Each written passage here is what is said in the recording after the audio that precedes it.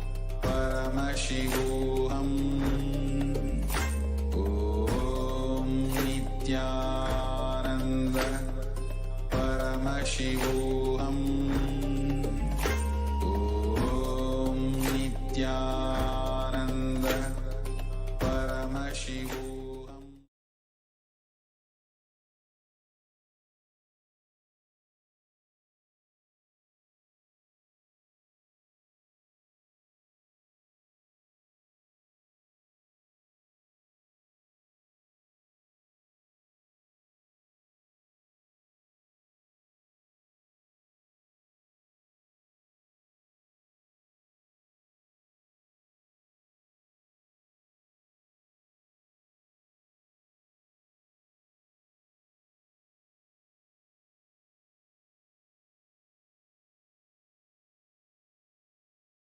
Yes, Nithyananda, we apologize for the technical glitch. So now let us get into the next power, the power of body scanning. So for those of you who might be joining us newly, you might be wondering what exactly the power of body scanning is. So the power of body scanning is the power of third eye that awakens the ability to scan the body for any physical illnesses, diseases, mentally diagnosed issues, for any type of issues, whether it's physically, mentally, or emotionally. And the best part is that we can even provide a solution through the awakened third eye. So now let us see the Shastra Pramana, Artha Pramana, Atma Pramana, and Sakshi Pramana for these powers. So the Shastra Pramana for this power comes from the Vijnana Bhairava Tantra. Swadehe jagato vapi sukshma sukshmatarani cha tattvani yani nilayam dhyatvante vyajyate para. And the translation for this is where Bhagavan Paramashiva says, cognize deeply that from the subtle to the subtlest constitutive principles of your whole body, Swadeha, or of the whole universe, simultaneously consist of the essential reality. They are being absorbed in their source cause, Paramashiva. By the experience of such restful awareness, one becomes complete from all thoughts, and the ultimate universal divine power, Paradevi Adi Shakti, is revealed, and the supreme power manifestation happens. And the next is the Apta Pramana, which comes from the life of Siddha. So Teriyar was a Siddha and one of the prominent disciples of Agastya. And one day, a man suffering from severe headache comes to Agastya for healing. And Agastya uses the power of body scanning and identifies the root cause of the headache. He reveals that there is a small terai, a type of rock, sitting in the person's brain. And Agastya immediately instructs Teriyar, his disciple, to perform an open head surgery and remove the firm. And after the surgery is completed successfully, the person is healed and cured of the headache. And thus he gains the name Teraya. And the next is the Atma Pramana, which was revealed by the Supreme Pontiff himself on the 22nd of December of 2019, of how he uses the power of body scanning. Paraphrasing his words. Only when I had a multiple compound hand fracture, I was forced to go for surgery and therefore for medical checkups related to that. At that time, they detected heavy metal quantity in my different organs. It was revealed that I had been poisoned without our knowledge. I immediately used diagnostic methods instead of medical facilities to study the body condition due to the poisoning. Through body scanning, I found out what the problems, imbalances had happened, and where balances had to be done. I used allopathy as a second opinion to verify my findings. And here, all of you can see a few Sakshi Pramanas, the experiences and results of the external manifestation happening through the initiated disciples. So here you can see just a few sharings, but thousands of people around the world have experienced and manifested this power and various other powers as well. And even you will be able to manifest these external Shaktis. So now let us see live demonstration of this power. Body scan. So now any one of you who would like a body scan, you can put your comments in the YouTube comment section, and I will be doing a body scan for you. So your comments in the live YouTube comment section.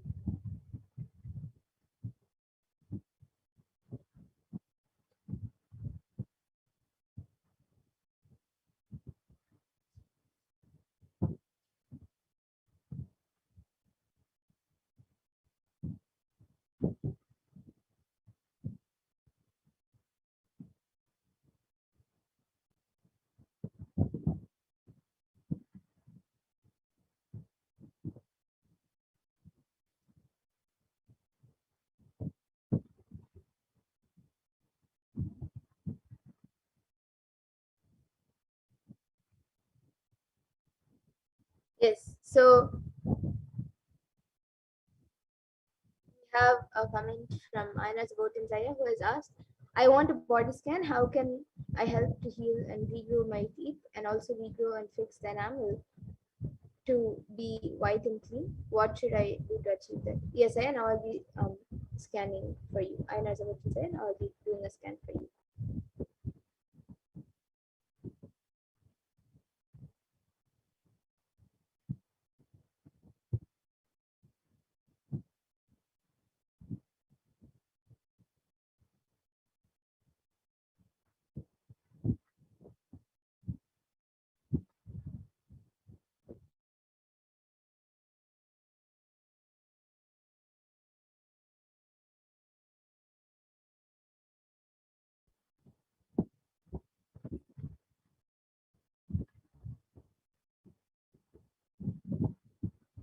Yes, so Aina's Zaya, what I was able to see for you was that you should start brushing with how they used to do, how it is revealed in the Karmic Agama. You should start cleaning your teeth with a neem stick. But until, if right now you don't have a neem, if you don't have a neem tree nearby and you are not able to get neem, then till then, at least you should use pure charcoal powder.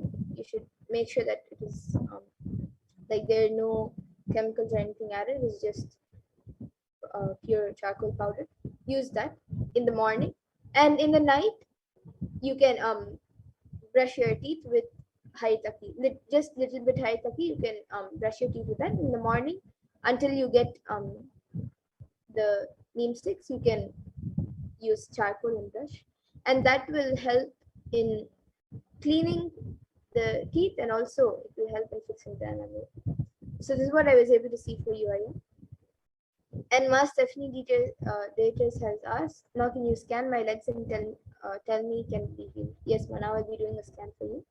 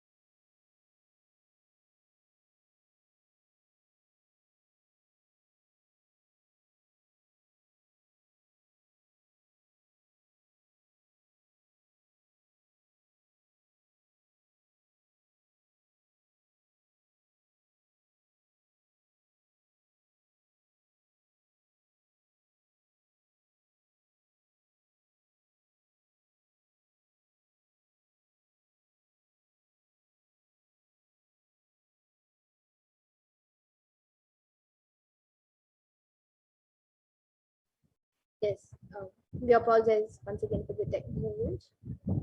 So yes, Ma Stephanie Gators, what I was able to see for you, Ma, was that for your legs, actually I was able to see that it is something with the nerves. I was able to see that there's a problem with your nerves, and it is actually causing a lot of like it's causing pain in legs, and also you're feeling like a shooting pain. And also I was able to see that there's also a lot of dryness which is being, and wounds being created on your leg. That is actually because of I was able to see that there is something in the nerves of your leg. So I was able to see that the solution for it is actually not inside the nerves, but like around the nerves there is something like it is holding the nerves, and it is like contracting constraining the nerves. And what I was able to see as a solution for this was that you have to walk more, do more walking as much as possible, even if like you don't have to stress yourself, and you don't have to push yourself much, but how much ever possible, just start walking a little more and stretch your legs more. And also I was able to see that for a few days, just make sure that hot, like your legs should not be put in hot water. I was able to see, and it should not be put in too cold water or too hot water. A normal, like, room temperature lukewarm water is fine. So even like if you're taking a shower, you can take bath with lukewarm water, with just warm water. And make sure that you don't put your legs in too hot water or too cold water. So this is what I was able to see for Yuma. And yes, so this is what I was able to see for you, and you can get back in the comment section if you were able to relate. And Ma Alice has also asked for a body scan. Yes, Ma, I'll be doing the body scan for you.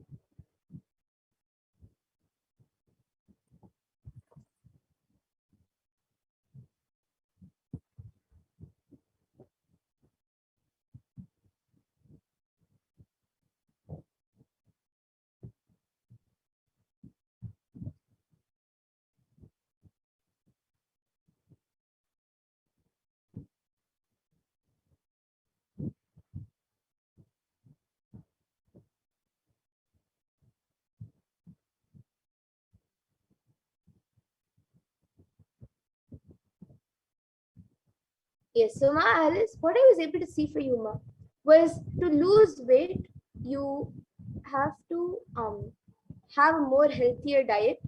Make sure that you have a more healthier diet and eat more fruits and vegetables than any other thing. You can have other things as well, but have more fruits and vegetables. And I was also able to see that you can whenever your body is ready or when you feel comfortable, you can also do the Nirahara Samyama. And that was what I was able to see for you to lose weight. And for you wanting to become more beautiful, I was able to see that you have to do deep completion, intense completion. And when you do that completion and remove all the toxins sitting inside you, all the incompletions sitting inside is removed and completed. And when you feel that inside, when you are satisfied with your being inside, even when you have powerful cognitions, and when you are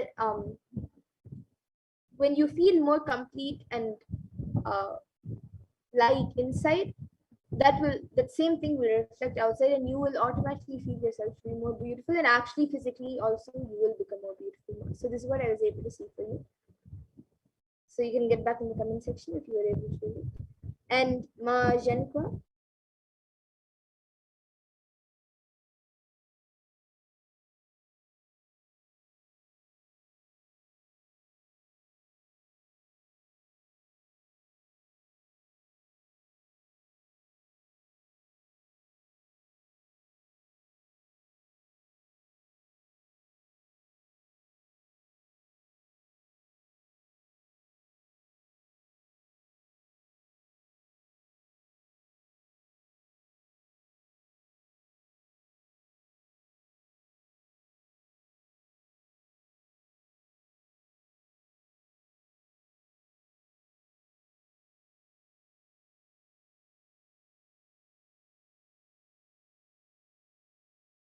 yes, once again, I apologize for the technical glitch. So now, the Ma Jenkwa, what I was able to see for you, Ma, was the solution to come out of the tiredness and the fatigue.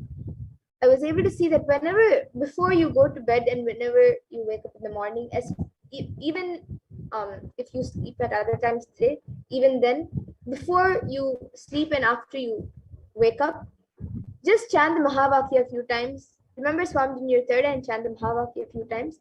And you will see that a few minutes or few hours of rest will actually, that power of Mahavakya will take you into that deep sleep and will make your body, it will give enough rest for your body. And when you wake up, you will actually see the difference. You will be able to see the difference in a few days of how when you wake up and when you're awake, you will be more active. So this is what I was able to see for you, Mahajanka. And yes, I see another comment from Inez about Zaya. Yes, Saya. Now, in the interest of time, we'll be moving to the next segments. And for everyone else also who would like a body scan, every day at 2 a.m. IST and 4 p.m. IST, we will again be having these power manifestation segments and many more segments where we will be learning about Devi Parashakti. So you can come again every day and you can request for body scan, and we will surely do. We will surely do one for you. And yes, Master F leaders have gotten back saying thank you, Ma. Yes, thank you, Ma, for getting back.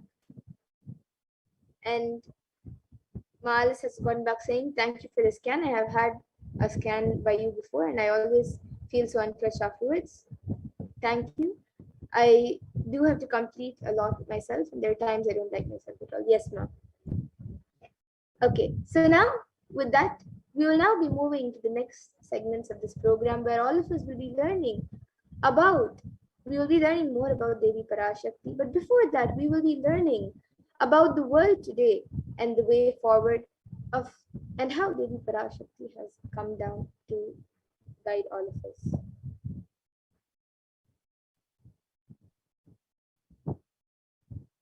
So let us now see the world today and the way forward.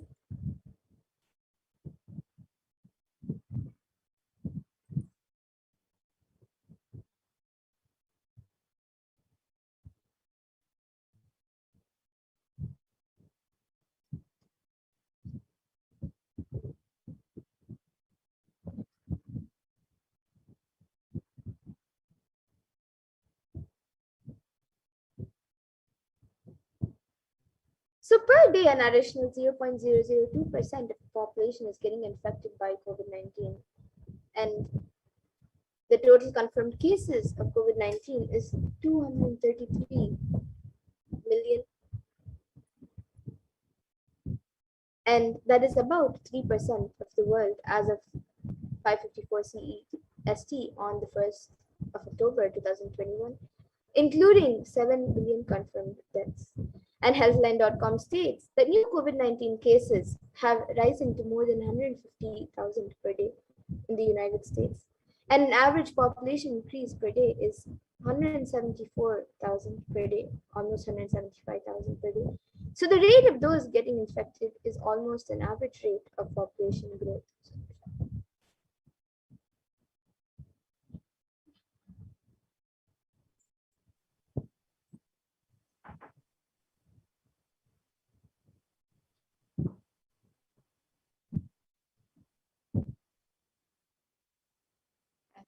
The total confirmed COVID-19 cases is 3% of the population, and it's still rising daily at all times. Vaccination is not a known solution or available at any timeline for the world. The average death per day is increased to 126.5 thousand. That's 0.562% of the world. The average death per year is 44.4 million and still growing each year. If we say just for our understanding that the population growth per year and death rate are moving at the same rate, we are looking at human civilization declining in just the next 30 generations, the next 170 years.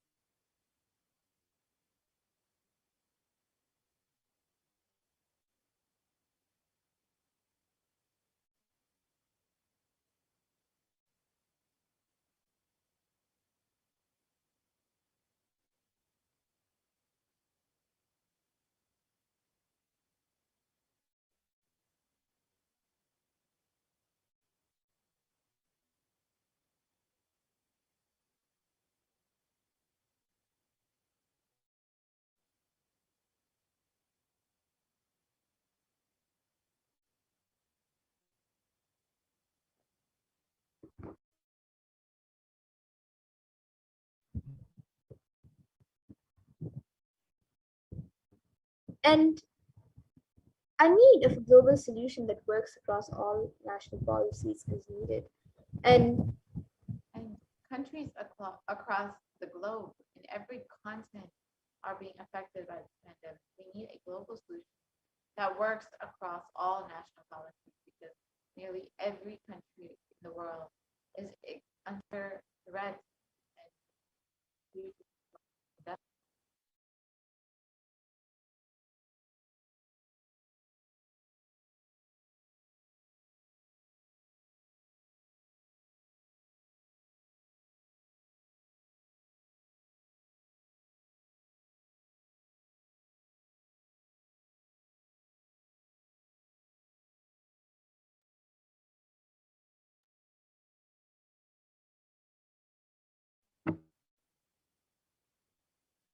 And it is not just natural disaster. It is not just the COVID pandemic that is affecting the world and causing so much suffering.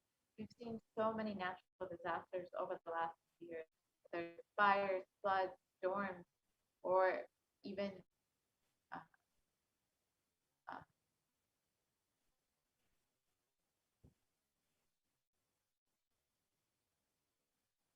the and immediate precautionary methods are needed. And a few immediate precautionary methods that you can take is to protecting yourself by being in quarantine and follow the local government's guidance and guidelines and regulations. But even if this happens, the effect on our survival needs like food, clothes, and shelter, especially for the less privileged whom we call poor, for whom resources are not immediately available, is unknown.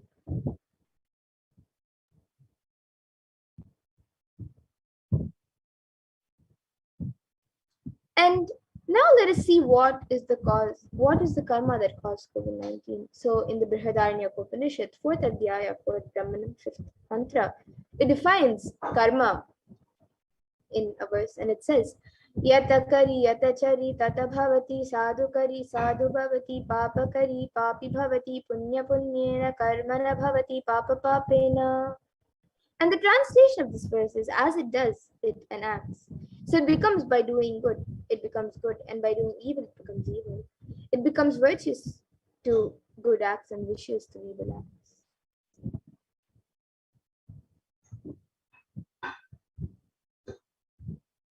And our greed to make life comfortable and luxurious is also part of the karma. So 83% of the wild mammals have become extinct, stopping the idea that whole planet Earth belongs to only human race.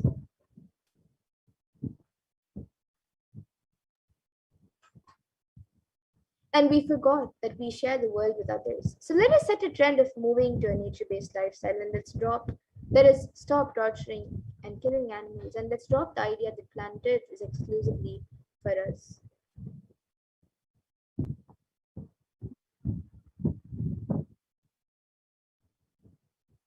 So let us stop the karma. And so when you kill animals, when you keep the livestock and kill animals, not only you disturb the environment, but you disturb the ecosystem by releasing so much pain and suffering as well.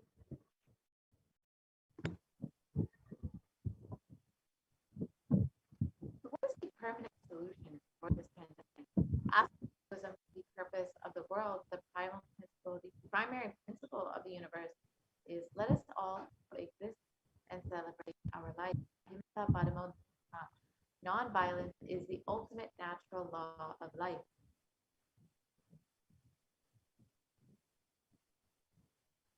So let us stop that and stop all the actions from anger, lust, greed, pride, jealousy, and delusion. And let us live the lifestyle of lifestyle of non-stealing, living with minimal things and non-violence.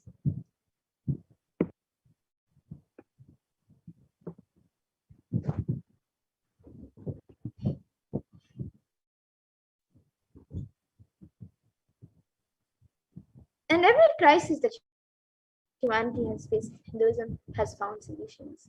Hinduism is a religion which has seen at least 5 complete wiping out of the planet and the wiping out of the civilization. And we have the knowledge, we have recorded and documented every time when the civilization was wiped out and how it was rebuilt.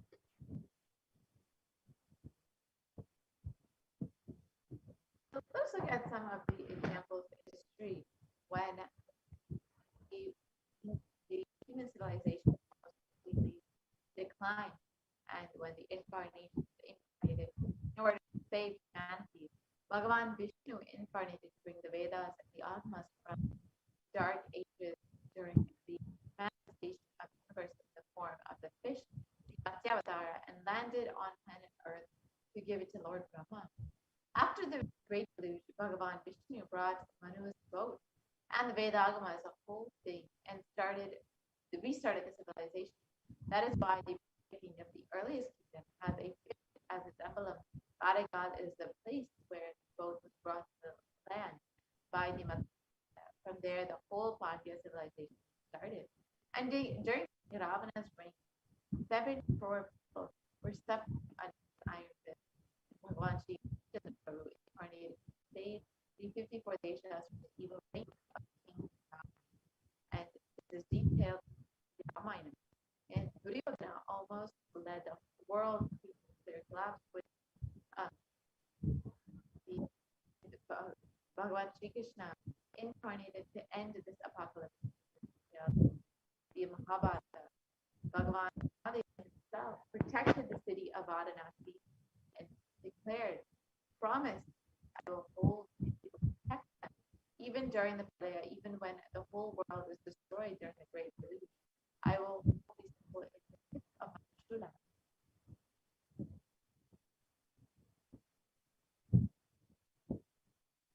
And in the Upanishads, the rishis celebrate the happening of the incarnations who come down to liberate people from crisis. And in the Taittiriya Upanishad, chapter 3, Riguval, section 10, the rishis sing and dance in the ecstasy of enlightenment and Kundalini awakening. And they sing, Ha, ha, ha, ahamannam, ahamannam, ahamannam, ahamannado, ahamannado, ahamannadaha.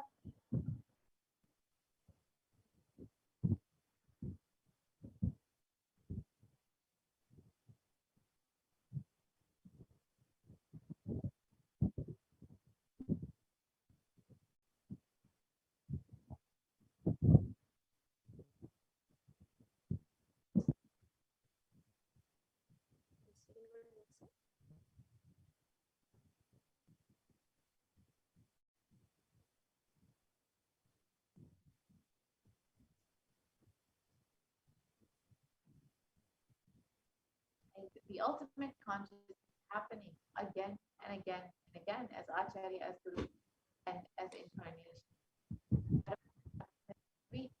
Reaching out to souls from God, knowledge is Acharya. Parashakti reaching out to individual souls to liberate from bondages through initiation is through Shaktipada, and Shaktipada is Guru.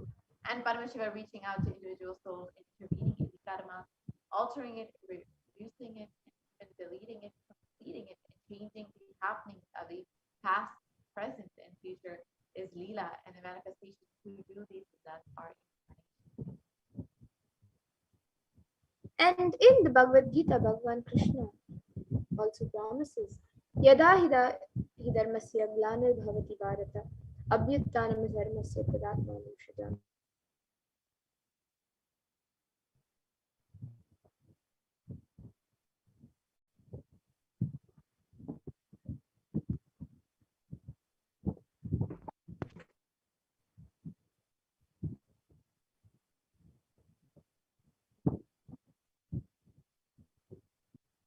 So whenever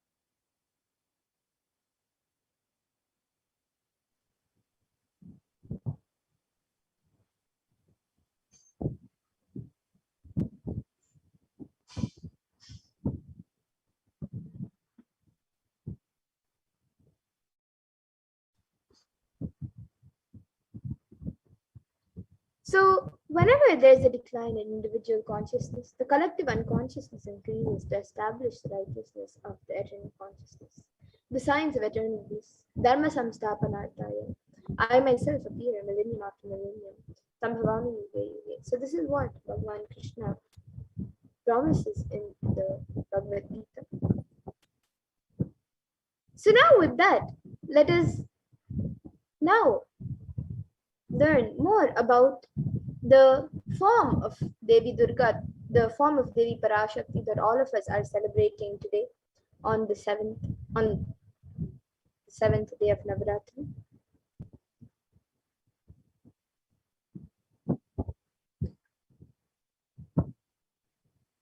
So today, on the seventh day of Navaratri, we are celebrating the form of Devi Durga.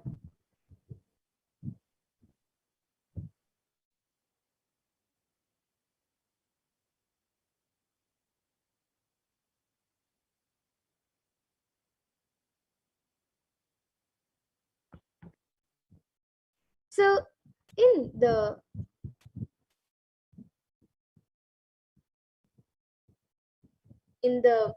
11th chapter, verse 24. Yes, we are actually today on the 8th day of Navratri. We are celebrating the form of Devi Saraswati.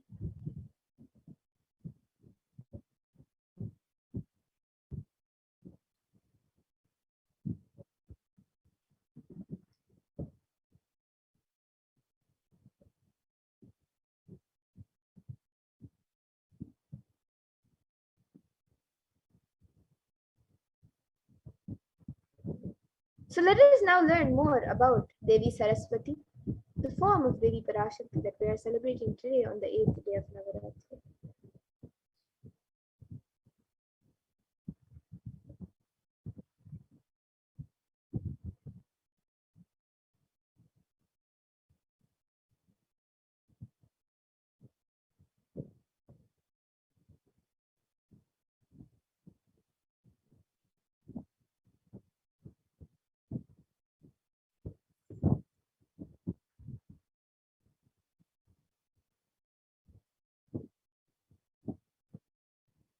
So in the Devi Mahatmyam chapter 11 verse 6, beautifully there's a verse that speaks about Devi Saraswati's glory, and it says, Vidya samastas tava Devi vedaha striya samasta sakala jagatsu tvai kaya purita mam baitat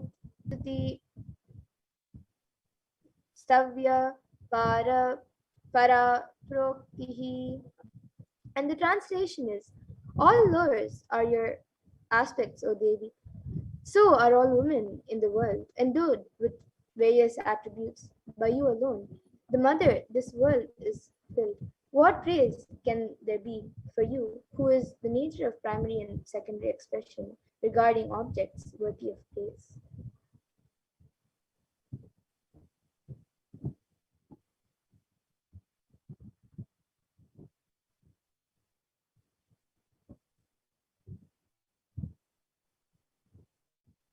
Self-drive is the source of the knowledge of a human being has, means that is Saraswati. Knowledge is not the number of books you've read. Knowledge is not the number of concepts you know. Knowledge is the amount of self-drive that you have.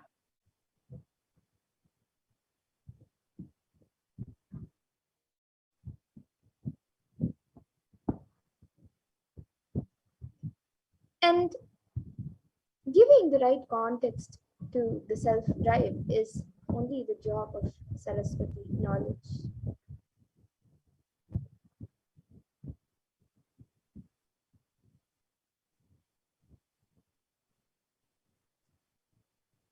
When there is a right context, self-drive never gets dried up. If it gets dried up, it is from the wrong context. It is a lower level pleasures. It is not self-drive.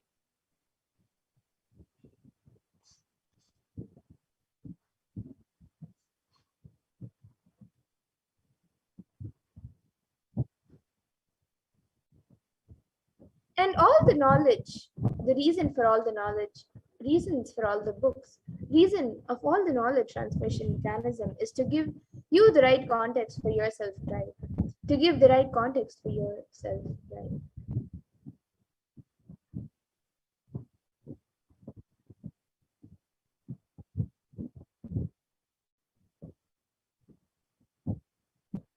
Your self-drive is the greatest wealth you can have, which will never be lost, which will come with you for birth after birth after birth.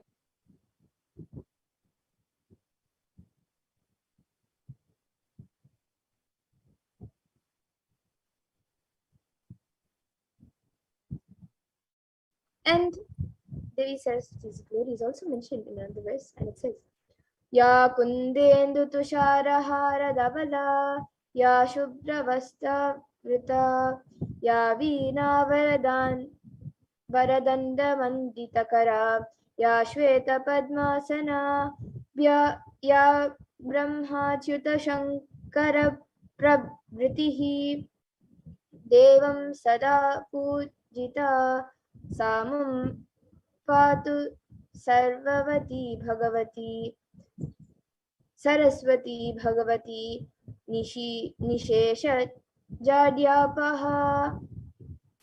And the meaning for this verse is salutations to Devi Saraswati, who is pure white like jasmine, with the coolness of moon, the brightness of snow, and shine like the garland of pearls, and who's covered with the pure white garments, whose hands are adorned with veena, a string musical instrument, and the boon giving staff, and who is seated on pure white lotus, who is always adored by Lord Brahma, Lord Achyuta, Lord Vishnu, and Lord Shankara and other devas. O Goddess Saraswati, please protect me and remove my ignorance completely.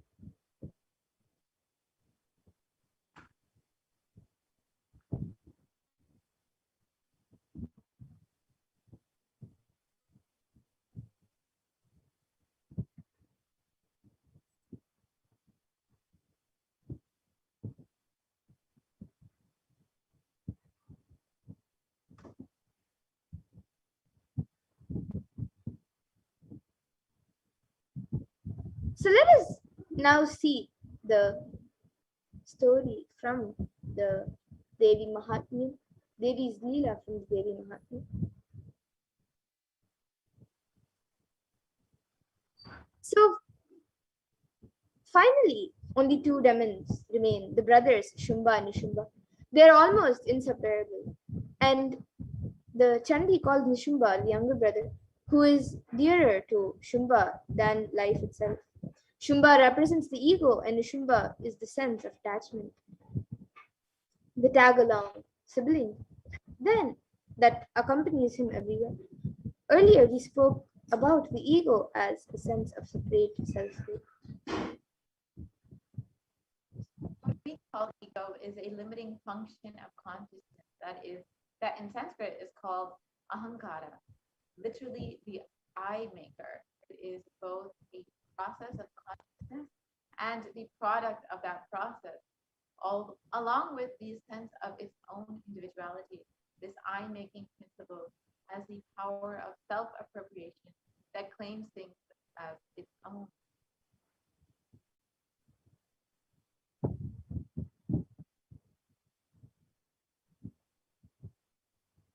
So here is where Nishumba comes in. The attachment he represents is called mamatva, literally minus. In a sense, it is the glue that holds our identity together. We consciously attach our senses of self to things that are not self. We identify with our bodily characteristics such as sex, size, shape, and color.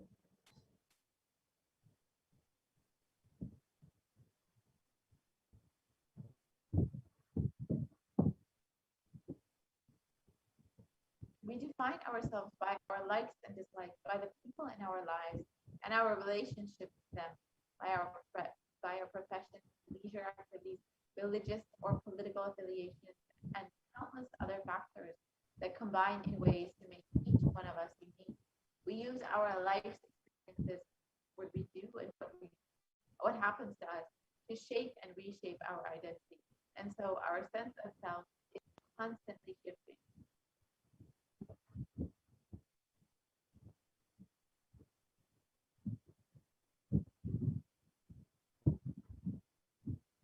And we go through life acquiring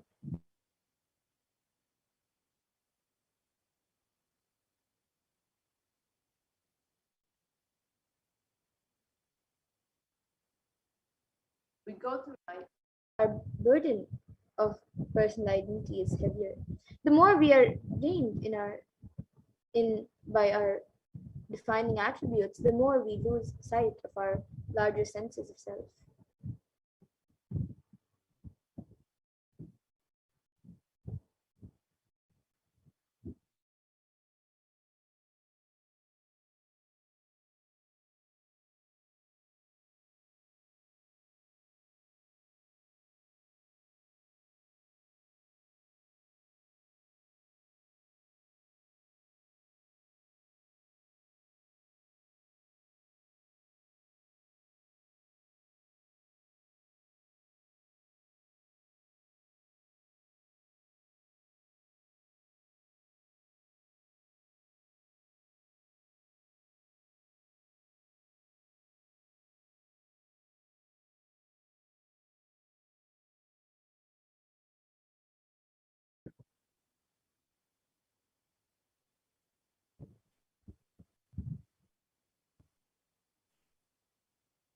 Yes. So in the end, they are no more than worthless tokens of our separation from the infinite self.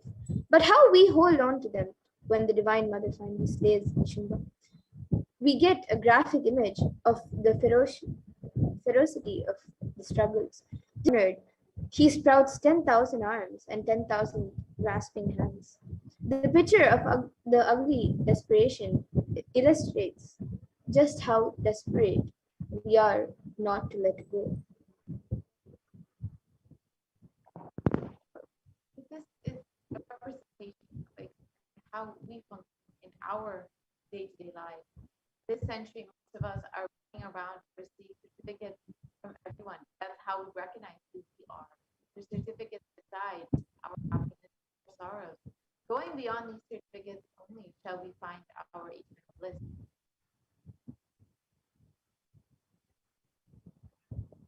So most of the decisions that we make every moment, we make unconsciously. We make thousands of decisions unconsciously in a day. Whether it is thinking or talking or doing, it is done unconsciously without awareness.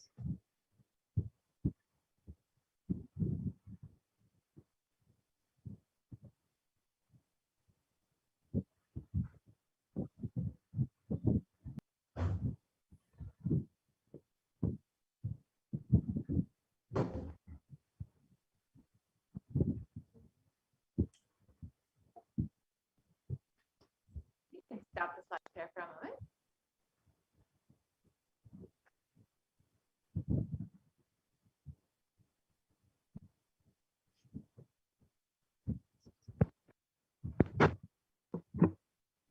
We can pause the slide share. Yes, we apologize for the technical glitch.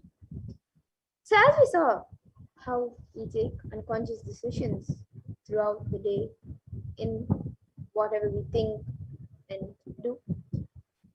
So that is the reason we are not able to connect the cause and the effect of many of the things that happen in our lives. And we always think we have been dished out unfair results. We are blissfully unaware that it was we who caused the effects. We made it happen by the way of unconscious living and ended up in incurring more karma.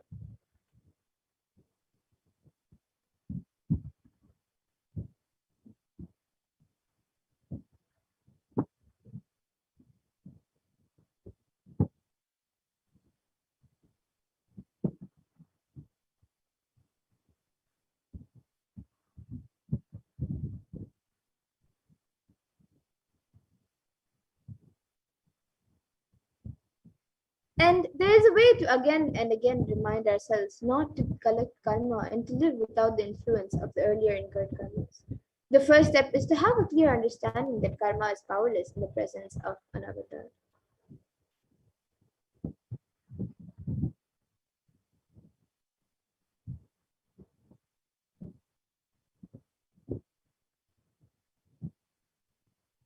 somewhere this karma chakra needs to be broken, and you need to give a new energy, inspiration, understanding, and possibility. If you are always stuck with this action result cycle, you will never ever be given a chance to taste the possibility. Possibility, the taste of possibility can be given to you only when divine intervention happens. Mahadeva intervenes in your life in the form of Guru. He assumes the form of Guru just to liberate people from the karma chakra, give inspiration, joy, bliss, and cause miracles and enlightenment ultimately.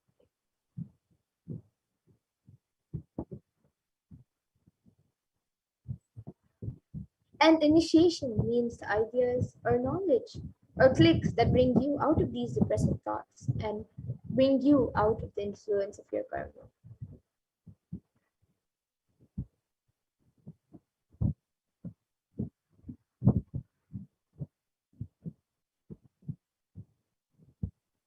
So now let us see the happening of the Supreme Point of Hinduism. A small introduction of who the Supreme Point of Hinduism is. The one who is manifesting as the Nijavatar of Devi Parashakti. Kailas of the Shamalapita Sarviti, the rare and sacred lineage of pontiffs, has been systematically carried over in an unbroken progression from the chosen emissaries of Lord Paramashiva and Saint Parashakti. The Guru Mahasanidana, the pontiffs of Kailas of the Shamalapita Sarviti, are the direct representatives of the cosmos.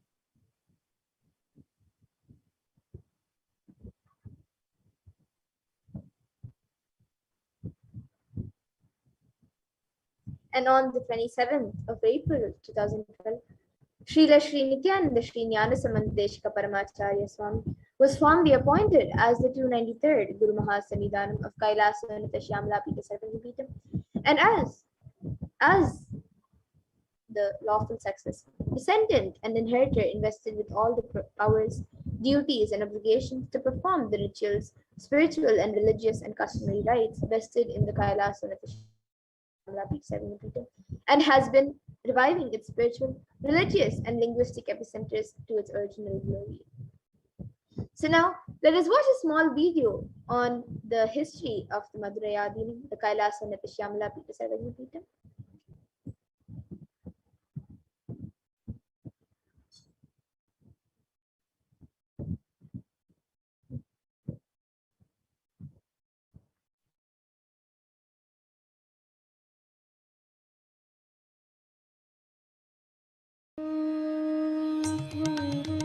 The ancient temple town of Madurai in southern India boasts of a 2,500-year-old history of spirituality. Historians trace Madurai's existence back to the 3rd century BC, making it one of the oldest continuously inhabited cities of the world. Legend says that Madurai was established by the cosmic mother herself, who incarnated as Princess Meenakshi, daughter of the pious king Malayadwaja Pandian. An able queen and a fearless warrior, Meenakshi expanded her empire right up to Kailash in current China. But when she came face to face with the Lord of Kailash, Shiva himself, she recognized him as her eternal consort and dropped her arms to become Shiva's companion for life. Along with Shiva, also known as Sundareshwara or the beautiful Lord, Meenakshi reigned over her kingdom for a glorious 166 years. In course of time, with the rise of Jainism as a religious force, Madurai too fell to its powerful influence, and Shaivism all but vanished from the sacred kingdom where Shiva himself had once walked the earth. The renaissance of Shaivism in Madurai was the sacred task of a child incarnation, one of the 4 visionary saints of Shaiva Siddhanta tradition. The story goes that as a baby, Tirunjana Sambandar was once nourished by the milk of enlightenment from the cosmic mother herself. This child prodigy arrived in Madurai to effortlessly defeat the learned Jain monks with his wisdom, healing powers, and spiritual prowess, and restored Madurai to her beloved religion, Shaivism, by reviving the ancient Madurai Adinam and the Meenakshi temple, which had fallen to desolate ruin. Madurai Adinam is today the world's oldest living Hindu organization, with a recorded history alone spanning a glorious 1,500 years and an unbroken lineage of illustrious pontiffs to this very day. Over the centuries, Madurai Adinam has been patronized by the likes of Tipu Sultan, Robert Nobili, and the poet saint Vallalar. The of the Madurai Adinam is known by the title Guru Mahasannidhanam and inherits the responsibility of carrying forward the traditions of Tirunjana Sambandar's sacred work.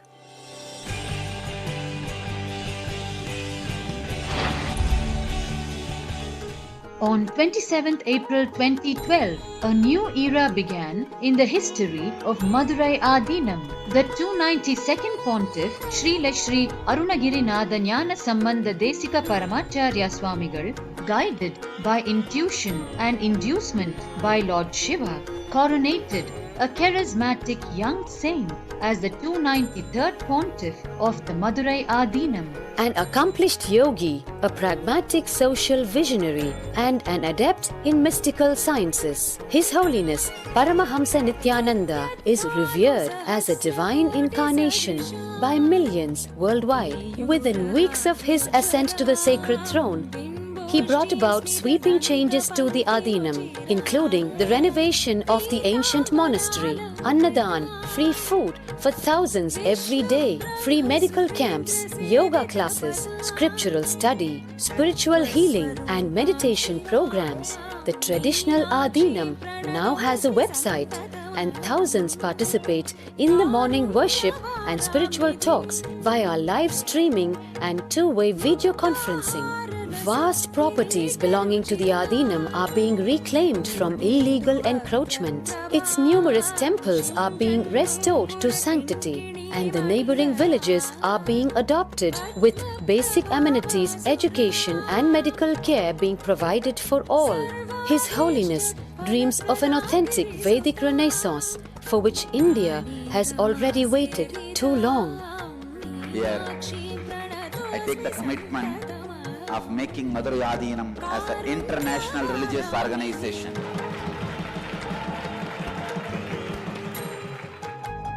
We will fulfill all the responsibilities of Madurai Adinam, make Hindu tradition, Saiva tradition alive, revived, lived, celebrated all over the world. With a brand new pontiff at its helm, Madurai Adinam promises to be more than just another traditional monastery. As a whole generation turns to spirituality for answers, the changes at Madurai Adinam mirror the changing role of spiritual organizations today as power centers and guiding forces, forging the enlightened government of the new world.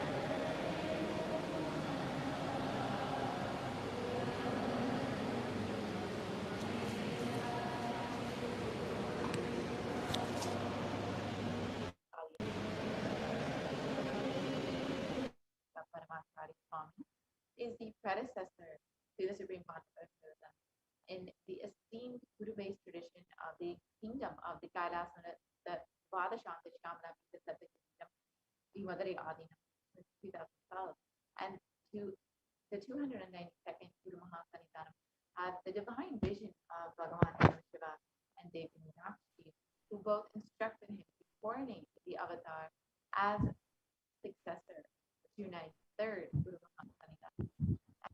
In this video, you will see the historic record of Madhuri Adinam introducing the successor of the Supreme Pontiff of Jagat Guru Mahasanidhanam, Bhagavan Shiva. You can watch this video online on YouTube, your own convenience.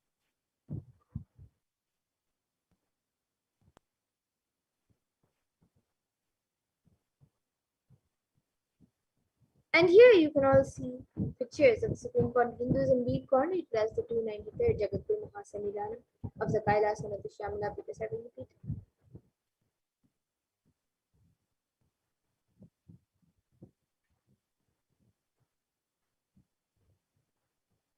As the coronated 293rd Guru Mahasanidhanam of Kailasana of the Shamala Pita 7 feet, the oldest Hindu public state, the Supreme Pontiff of Hinduism has been reviving all of the temples, monasteries, and programs under this, like reviving it to back as when Bhagavan Nareshwara, Devi Meenakshi.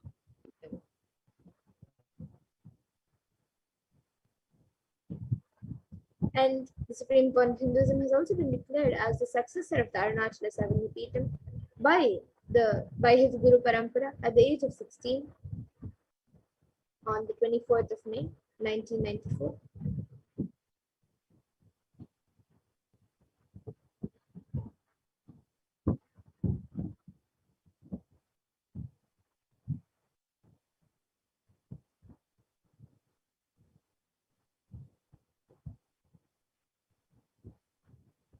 And the Supreme Pontiff of Hinduism founded the International Nithyananda Sangha to revive Kailasa International at the age of 21 May 1999.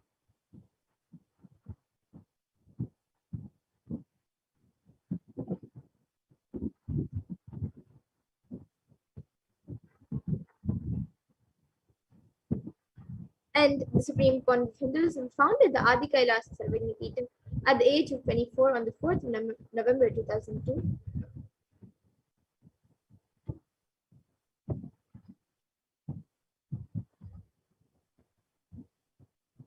And the Supreme Pontiff of Hinduism has been declared as the successor of the Bhagyanagara Shivpura Sarvagnipeetham at the age of 26 January of 2004.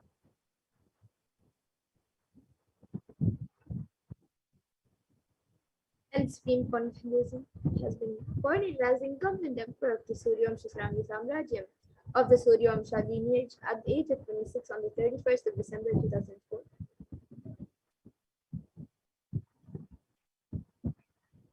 Supreme Pontiff of Hinduism is the reviver of the Adi Pallava Sarvagnipeetham at the age of 29.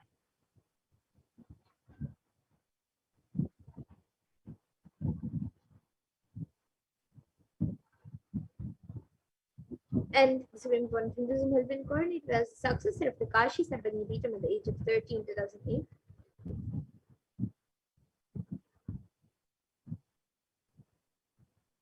And the Supreme Pontiff of Hinduism was officially stated as the constellation of the architect of Mahanirvana, the Supreme Spiritual Head of the largest Eva monastic order, and the youngest Mohammedan at the age of 13.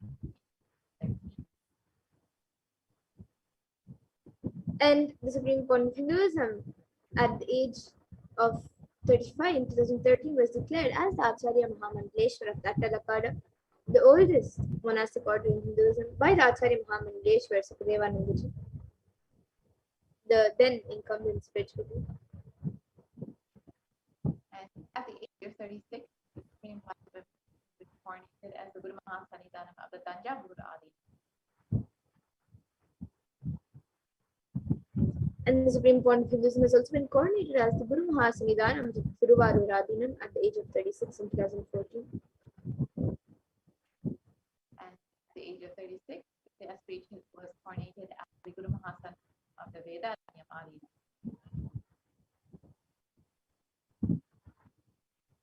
And the Supreme Court of Hinduism has also been coronated as the Guru Mahasanidhanam of the Dharmamukti Swargapuram Adinam at the age of 37 in 2015. At the age of 37, this was coronated as the Guru Mahasanidhanam of the Adipita Koladava.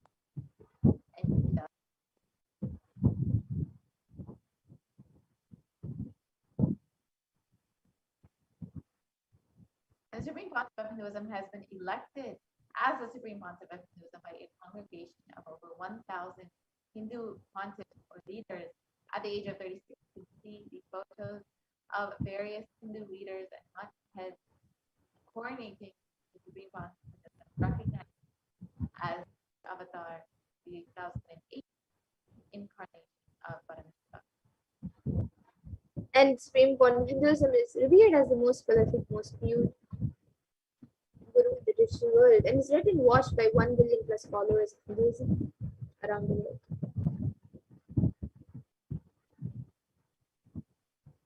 And the Pontiff of Hinduism has created the world's greatest digital Hindu community with over 1 billion views. And you can connect with the various platforms on Instagram, Facebook, Twitter, YouTube.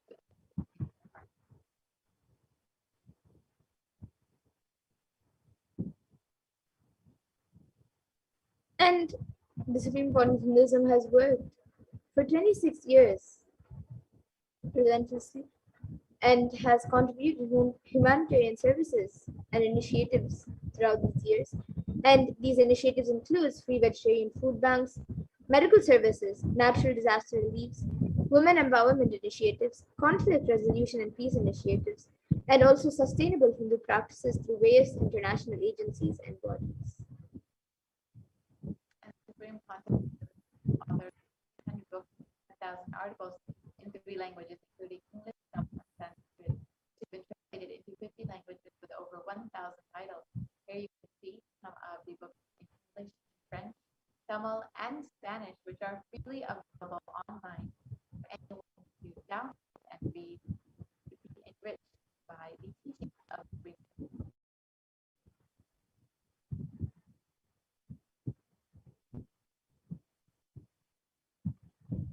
And the Supreme Court of Hinduism has over 20 million copies of books and articles, which are read and downloaded, sold, read and downloaded by millions around the world.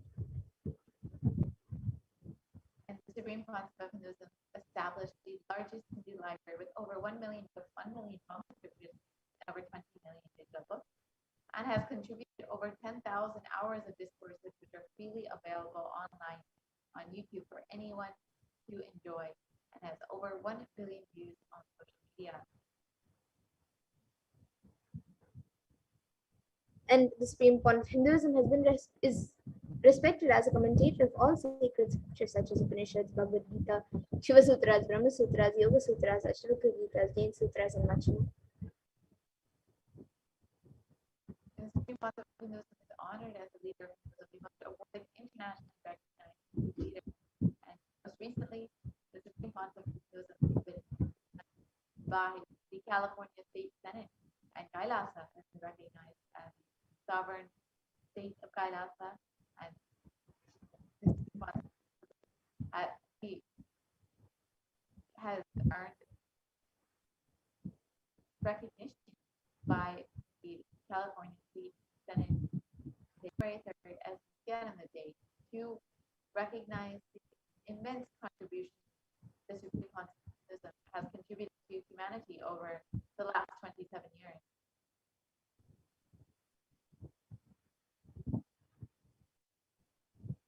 And the Supreme Court of Hinduism has also been acclaimed as one of the top 100 spiritually influential living personalities by Watkins Mind Body Spirit magazine.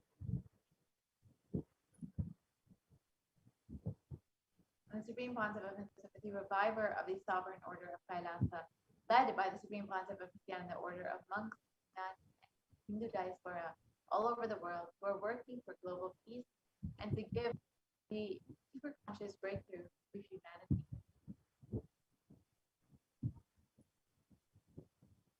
And the Supreme Pontiff of Hinduism is the establisher of the largest Hindu university in the world with satellite campuses in 150 countries.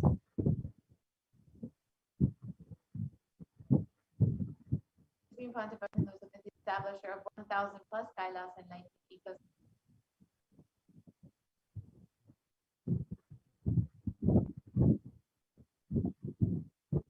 And the founder And and Supreme ruler of 100 certificates.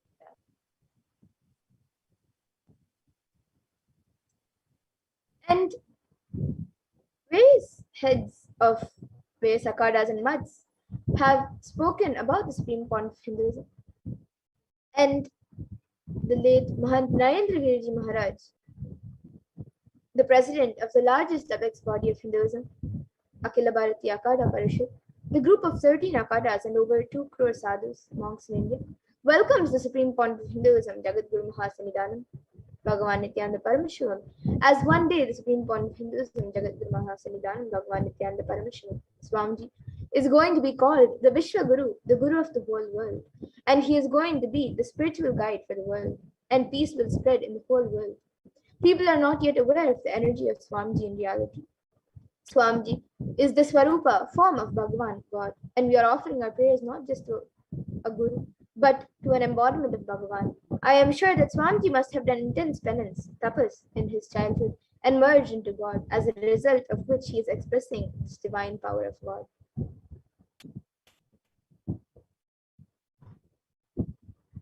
And another head of a very old, very ancient mata in Karnataka, the head of this mata, Sri Shantavya Mahaswamiji, the oldest recorded mata in Karnataka, dating back to more than 6,500 years, declares with his authority, whenever humanity falls into suffering and pain, Ishwar, the divine himself, does austerities, tapas, for their upliftment. Ishwar is the embodiment of the divine light. Nithyananda Ji Maharaj is seated as the embodied divine light, spreading world peace and serving the whole of humanity from India. Nithyananda Ji is a treasure house of jnana, sacred knowledge. And now with that, we have seen an introduction of who the Supreme Pontiff of Hinduism is. And now let us see how the Supreme Pontiff of Hinduism, His Divine Holiness Bhagavan Nithyananda Paramashivam, has happened as the Guru. So in this next segment, all of you will be learning how, as the happening of the Guru.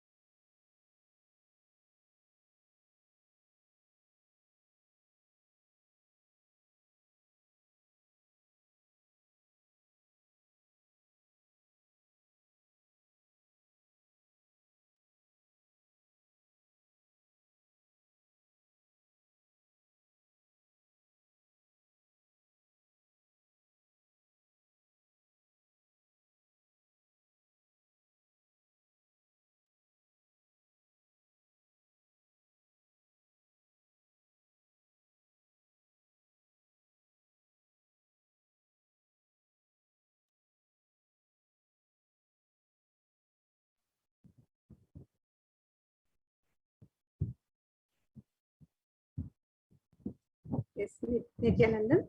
So now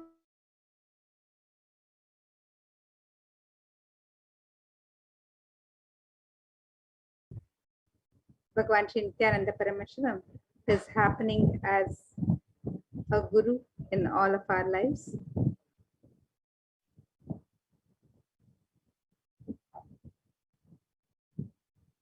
As Paramashiva gave this science to Devi, and Devi brought this to planet Earth in Kanchipuram, the strands of DNA, the components of DNA is kept together through sound.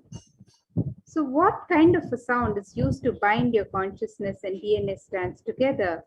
That decides what kind of powers you're going to manifest and what kind of life you're going to have in your body. Listen carefully. The DNA strands and your consciousness are through sound. The different DNA strands kept together through water. Strands and consciousness is kept together through sound, and that kind of the sounds you use regularly inside, and that kind of the sound you store inside matters, because through that sound your consciousness connects with the DNA and sends instruction, and DNA manifests your life. There are 4 situations in your life where consciousness is directly influencing your DNA. When you're hungry, when you're angry, when you're lusty, and when you're about to fall sleepy, too tired, just want to get lost and withdraw. These 4 situations, your consciousness directly influences the DNA. The door between the consciousness and DNA is open. During these 4 situations, if you use these 4 situations, you can detox, remove all the unconscious ideas, words stored inside you.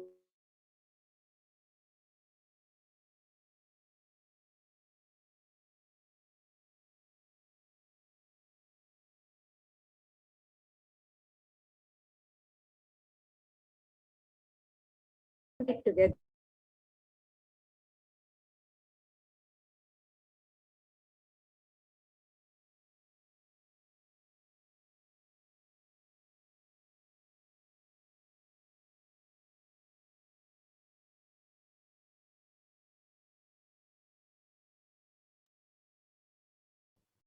I apologize for the technical glitch.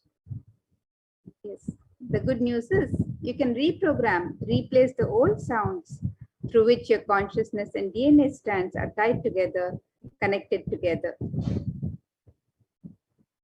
Whenever you feel hungry, angry, lusty, sleepy, intensely reverberate your whole being with Mahavakya, Nithyananda Paramashivoham, with the decision, let my being, let my consciousness manifest itself through my DNA using this Mahavakya as connection point.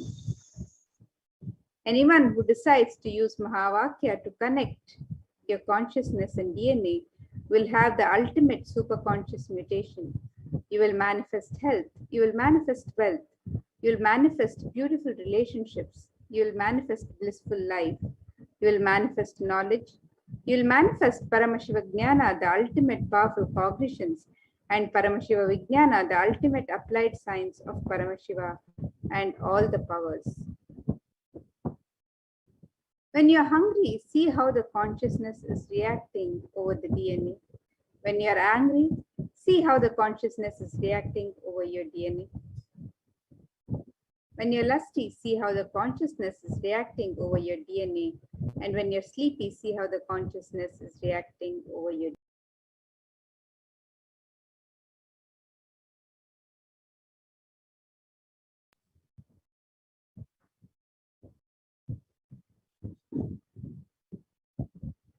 Swalpam apyasya dharmasya trayate mahato bhayat.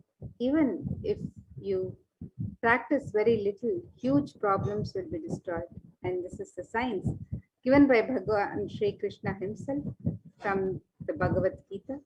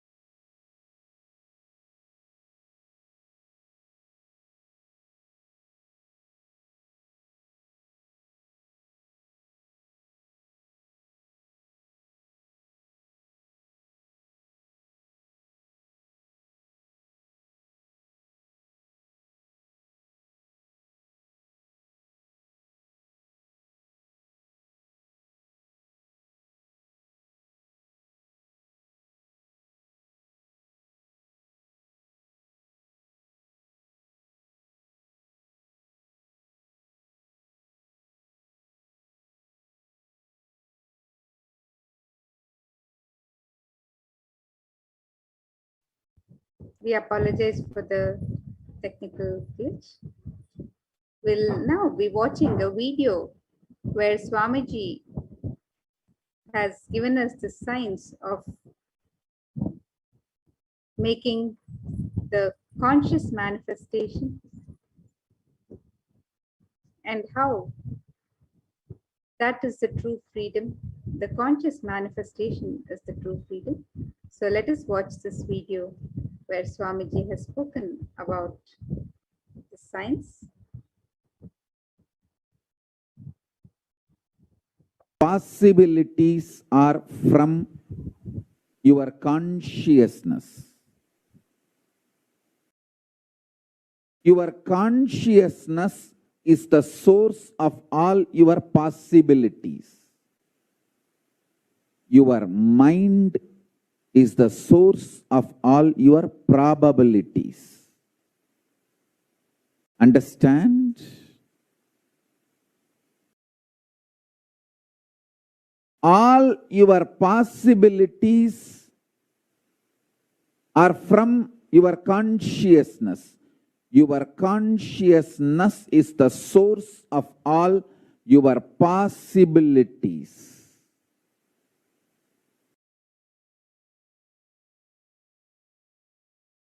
Your mind is the source of all your probabilities. Probability means it can go this way or that way. Possibility means it can go only the way you want.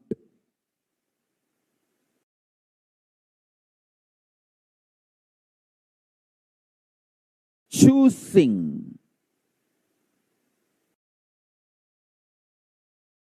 Choosing and choices are always mediocre value. Listen carefully. Choosing and choices are always mediocre value. The modern day civilization, teaches the choices are freedom. I tell you how when a child cries for mother, the child is diverted or cheated through a toy or toffee by the person who is babysitting. See, when child is crying for mother, the babysitter, he will try to divert the child's attention, console or cheat the child by giving a toffee or toy. Toffee or toy is the poor substitute for mother's hug or mother's presence. Same way. Probability is the too cheap, poor substitute for possibility. Possibility is your mother. Probability is the toy or toffee. Don't follow. Choices or freedom is the cheap, mediocre idea. Conscious possibilities are freedom. Your ability to manifest anything you want out of your consciousness is freedom. Take intense decisions to break everything which comes on the way. Ferociously, like Kalabhairava. If you wear glasses or contacts, you must see this.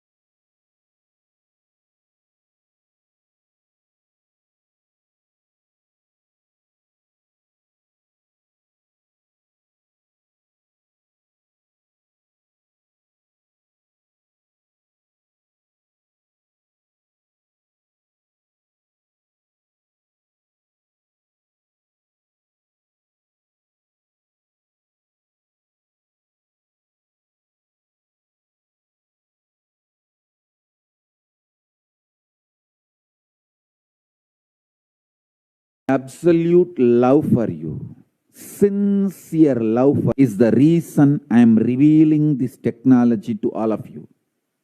Listen carefully. First thing, understand. The first powerful cognition. Probabilities are mediocre way of existing. Choices are freedom is the mediocre way of cognition. Understand middle class, middle aged, middle expanded, mediocre life. Let me repeat. Middle class, middle aged, middle expanded. That fat belly. Mediocre life.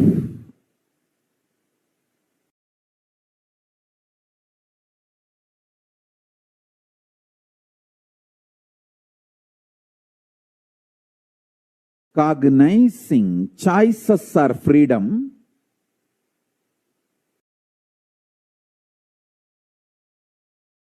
Cognizing probabilities are life is the worst slavery.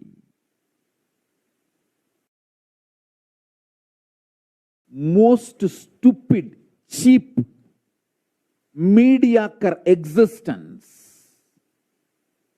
Just understand this one example. You have dice. I told you all to get dice if you have dice in your home. See, when you roll the dice, the numbers which can happen, it can be 1 or 2 or 3 or 4 or 6 or 12, probabilities. Living with the probabilities is the mediocre life. Possibility means you decide which number the dice should show and you manifest that number. That is possibility.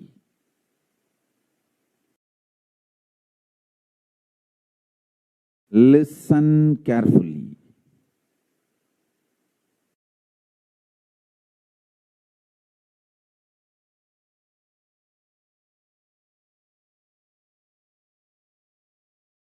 Actually, possibility is more than which number it should fall. You can even ask the dice to stand the way you want, or the fly the way you want, or change the dice the way you want. That is possibility, not even just number. That is possibility.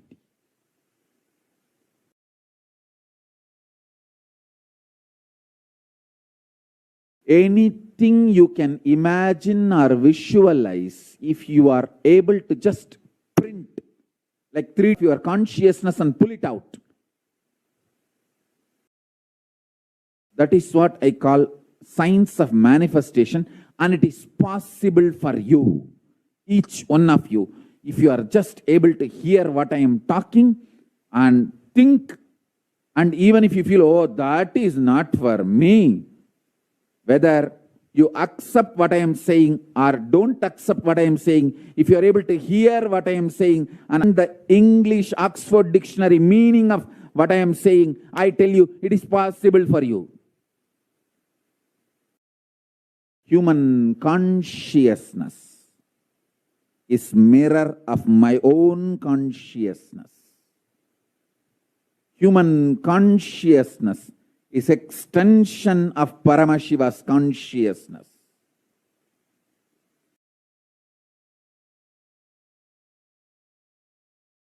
Listen carefully. Listen intensely.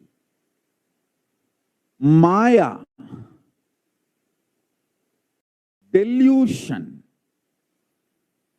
modern civilization, modern day unconscious society, modern day unconscious collective humanity constantly tries to make you live the mediocre life, that probabilities are life. Choices are freedom. Hey, see, all probabilities are from mind. It is just between the knowns. Whatever you know, among the knowns, even if you get the best, you may grow. But if you start manifesting the possibilities from consciousness, you will have a breakthrough. Human beings who are growing are mediocre people. Human beings who give breakthrough to themselves and to others are the leaders. In any field, give breakthrough to yourself and to the world and to the others whom you are leading. People around you. So listen, take intense decisions. Take intense decisions. Behave ferociously with yourself. I tell you, one of the greatest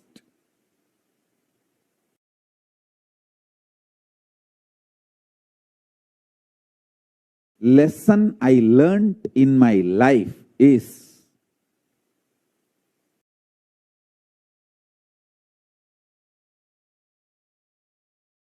choices are not freedom.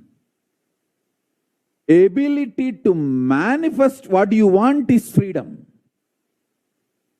If you think the variety of food, choices of food, Italian pizza, or French fries, or pasta, or idli, dosa, the variety of food, choices are freedom.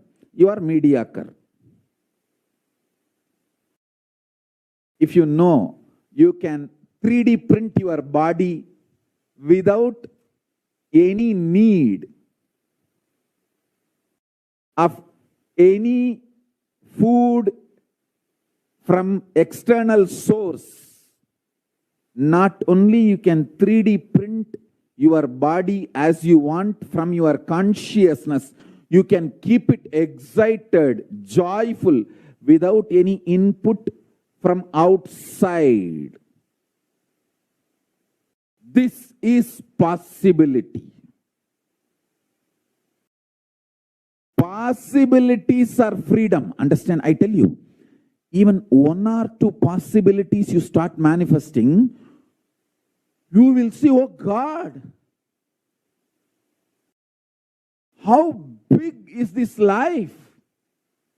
What a blessing this life is. You will become so life positive. I tell you. If you wear glasses or contacts, you must see this. An award-winning doctor reveals an astonishing, natural way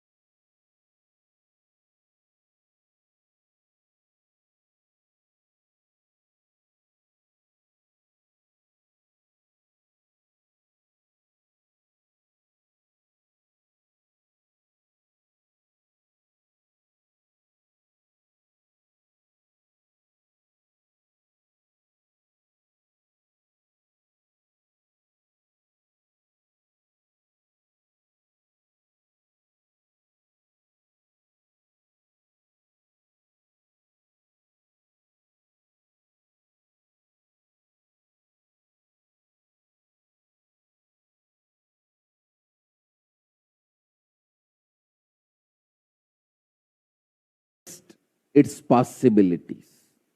After a few days, I even had some doubts. How do I know this is the way Ganapati exists? He looks too small.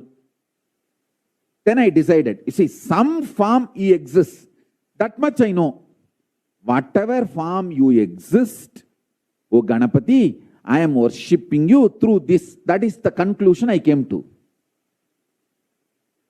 So that easiness, tatata, has become so vast in me, on which I can burn all my self-doubts, self-hatred and self-denial.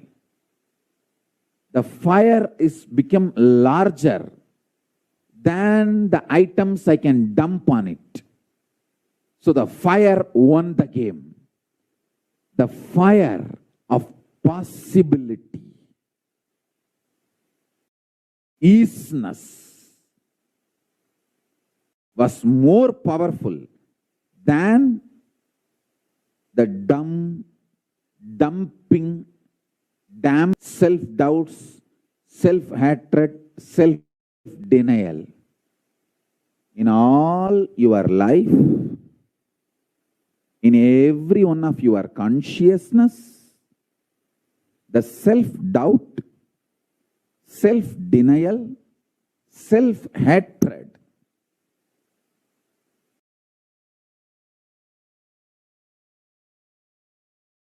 makes you lose the possibility of settling down with a mediocre life.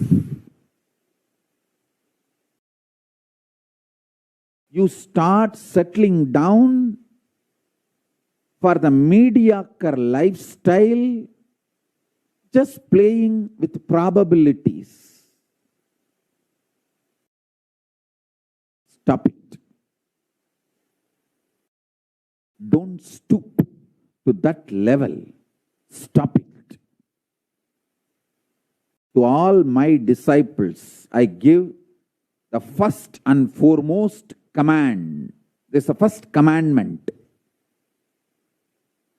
Thou shalt know the possibility of consciousness and manifest all the possibilities of consciousness. Thou shalt not settle down to the mediocre life of playing within the probabilities. I tell you, all probability either can go bad or at the most can go best.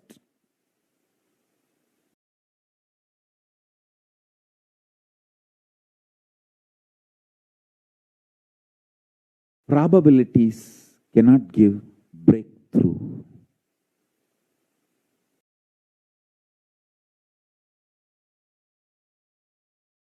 Listen. It is possible when you decide conscious 3D printing is possible. It is too easy for you to come to the decision and conclusion, because even if you see one or two miracles me performing, actually what I perform is not a miracle. It's just I am doing conscious 3D printing. When you see one or two, you just know you can also do it. That's all.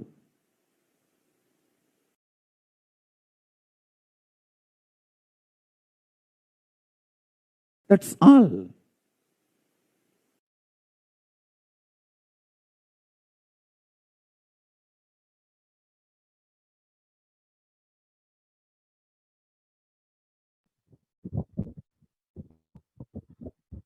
And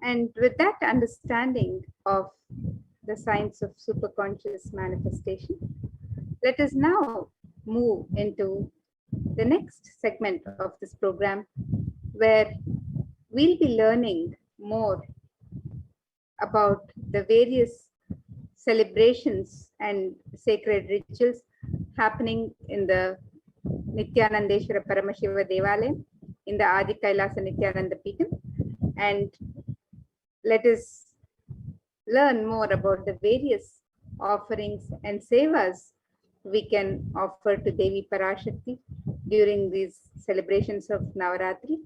We are also having the Venkateshwara Brahmotsavam. So let us look at some of the various sevas and offerings we can offer during this Navaratri as we celebrate the happening of the divine cosmic mother herself, Devi Parashakti. And we also celebrate the Venkateshwara Brahmotsavam, the Bhagavan Venkateshwara.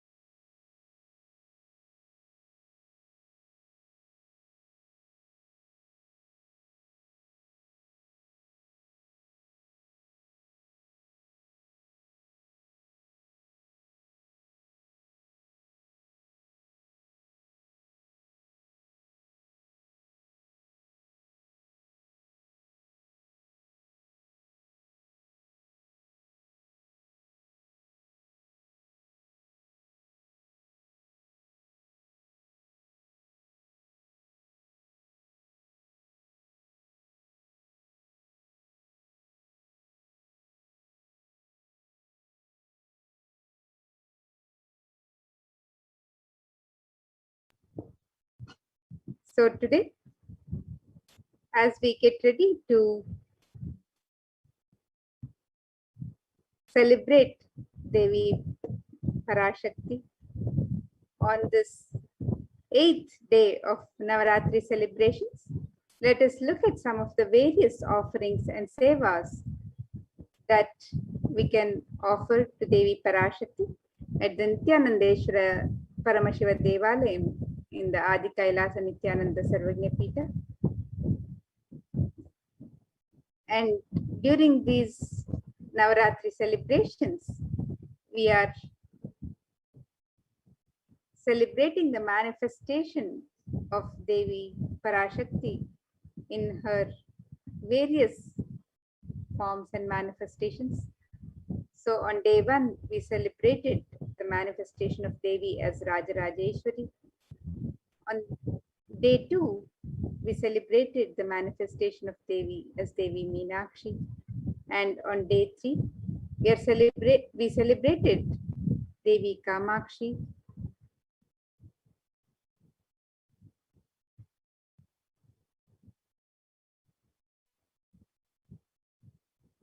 On day 4, we celebrated the happening of Mata Annapurneshwari, and then we have celebrated Devi as Vishalakshi herself, the manifestation as Vishalakshi, and in her manifestation in the form of Shayana Tirukolam, and as Mahalakshmi on day 7. And we also celebrated the Prana Pratishtapana of Devi Durga on day 8, and we are celebrating the manifestation of Devi Saraswati. So in all of her various manifestations during these 9 nights of celebration, the Nithyanandeshwara Paramashiva Devalayam is offering the various Alankara Sevas, decorating Devi as her various manifestations and offering the sacred rituals to Devi Parashakti and all of the in the Adi Kailash Nithyananda Sarvagya Pita as we celebrate this Navaratri. So some of the sevas and rituals being offered in the Nithyanandeshwara Paramashiva Devalayam, the Mahaganapati Homa, the Utsava Ambala Alankara Seva, the Swamiji Vishesha Ambala Alankara Seva, the Utsava Ambal Vishesh Shodashopachara Puja, the Chandi Homa, Vishesha Dravya Homa and Purnahuti, the Dasha Bhairava Puja, the Kumari Puja, the Suhasini Puja, the Durga Pratima Prana Pratisthapana, the Durga Saptami Puja, the Durga Saptami Ashtami Navami Puja Arati, the Devi Mahatmyam Parayanam, which has been happening on all the 9 days of Navaratri, the Durga Ashtami Puja, the Durga Kumari Puja, Durga Navami Puja, Ayudha Puja, Mahanaivedya Seva on Vijayadashami, and Pada Puja on Vijayadashami.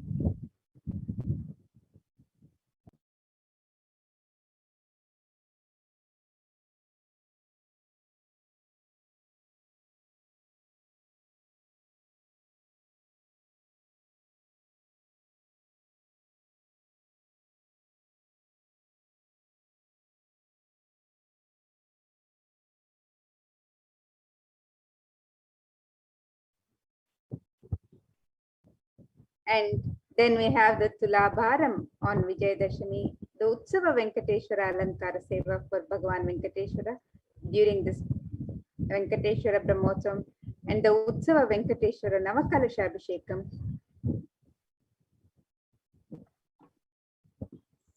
also to Bhagavan Venkateshwara. So you can participate in this various sevas and offerings to Devi Parashakti and Bhagavan Venkateshwara and all of the deities that are the family of deities who are invoked and grace us on this occasion of with Devi Durga, with Bhagavati Devi Durga. We also have Ganesha, Subramanya, Mahalakshmi and Saraswati, and we celebrate all of the deities during this Navaratri.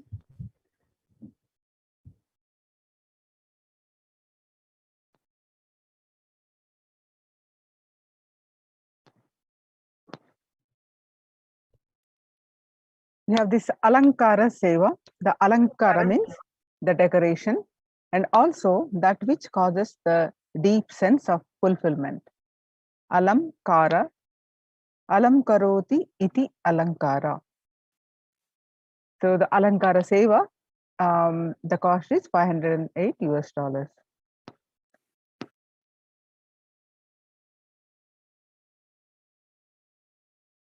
The next is the Ussava Ambal Alankara Seva. Every day, the Ussava Murti of Parashakti is decorated in her various different manifestations. Offering of the Alankara Seva to the deity of Parashakti bestows the deep fulfillment in life, thereby taking us closer to the Guru who liberates us from the cycle of birth and death. The Ussava Ambal Alankara Seva, the cost is $508 US.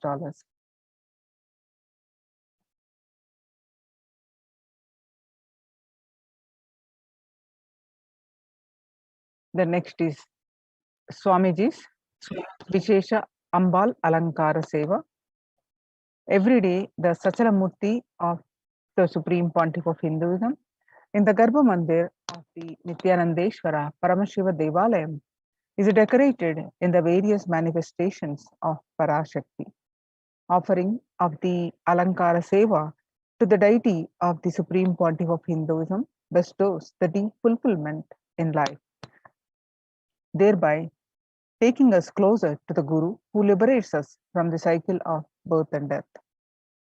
The Ussava, the Supreme Pontiff of Hinduism, Vishesha Ambal Alankara Seva, the cost is $508 US.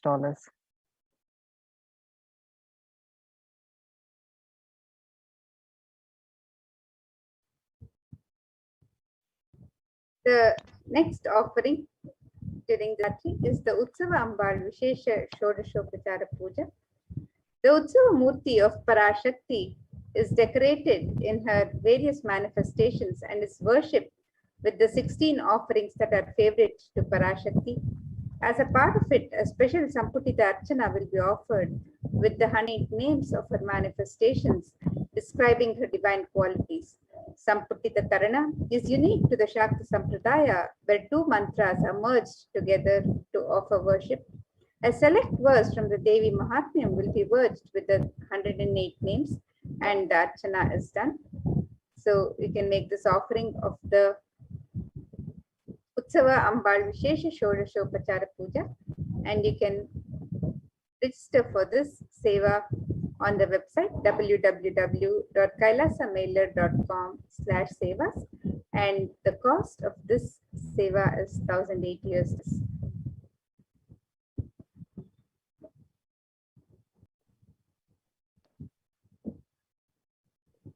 The next is the Chandi Homa, Vishesha Dravya Purnahuti. Chanting Sanskrit brings out the latent powers that exist within us.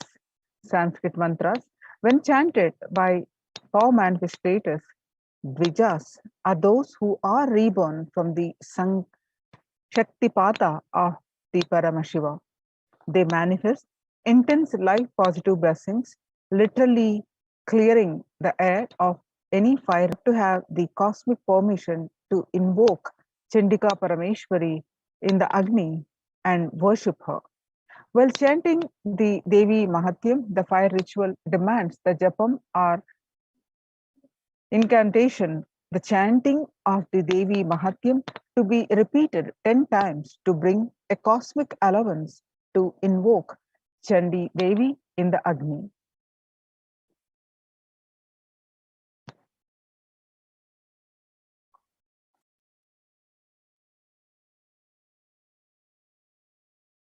In order to do oblations into Chandi Agni, for the 700 verses of Devi Mahatyam, the repetition of chanting the 700 verses should happen 10 times. This is what is known as the Shamsha. It is a powerful way to consecrate the very Vatavarana, the spiritual ecosystem of the Yajnashala of the place of the fire worship. The group will be chanting 10 times repetition of Devi Mahatyam in the Yajnashala before the sacred water pot within which Chandika Parameshwari is invoked. The veneration can bring life positive effects to anyone who hears these sacred shlokas.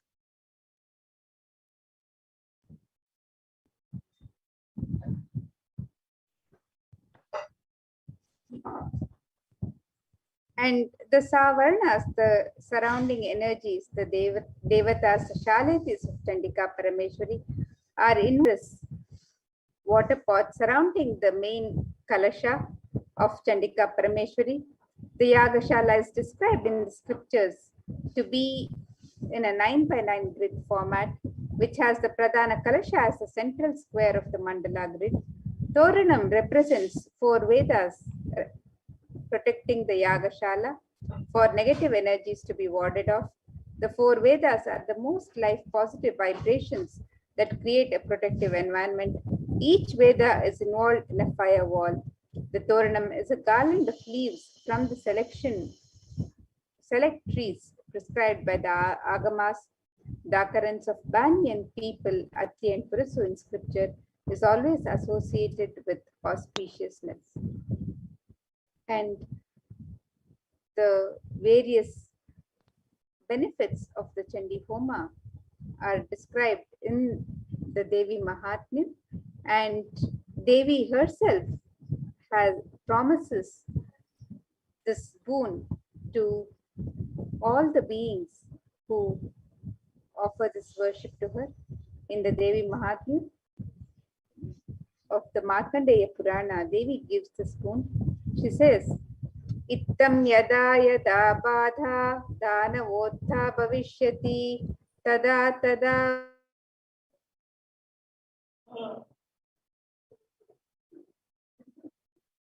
arises due to the advent of the demons. I shall incarnate and destroy the foes. So you can offer the Chandi Homa to Devi Parashakti.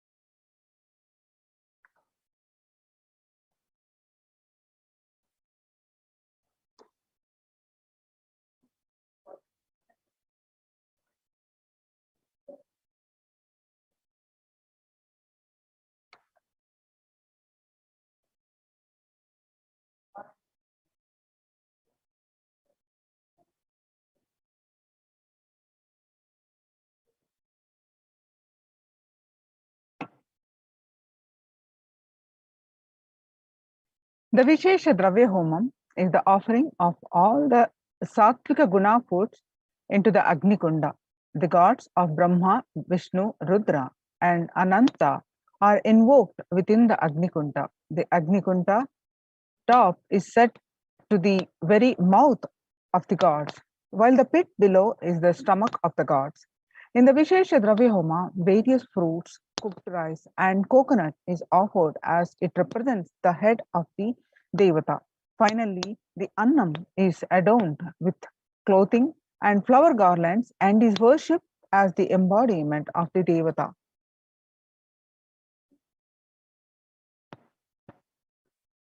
The Chandi Homa, Vishesha Dravya Homa, is $5,000 US.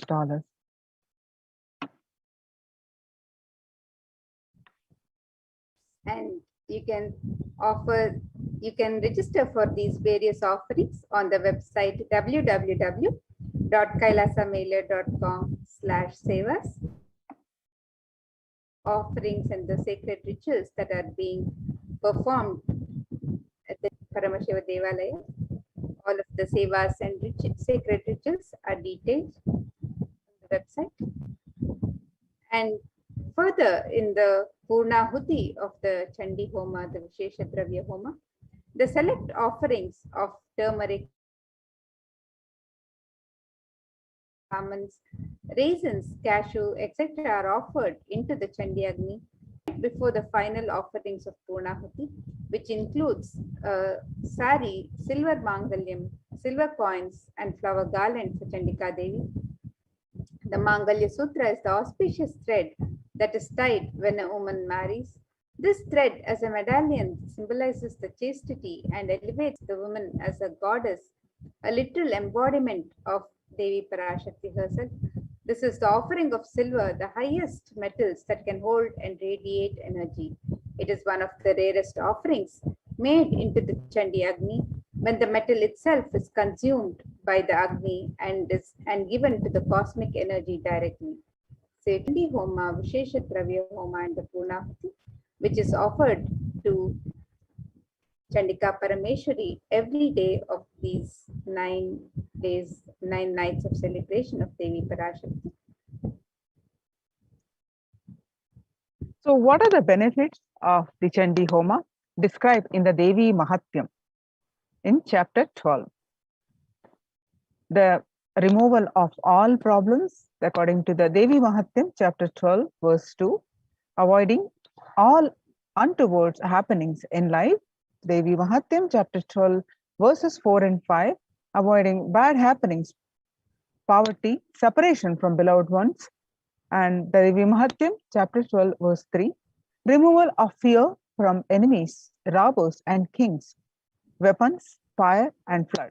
Devi Mahatyam, chapter 12, verse 6, and Devi Mahatyam, chapter 12, verse 8 saves from all epidemic calamities and all natural calamities.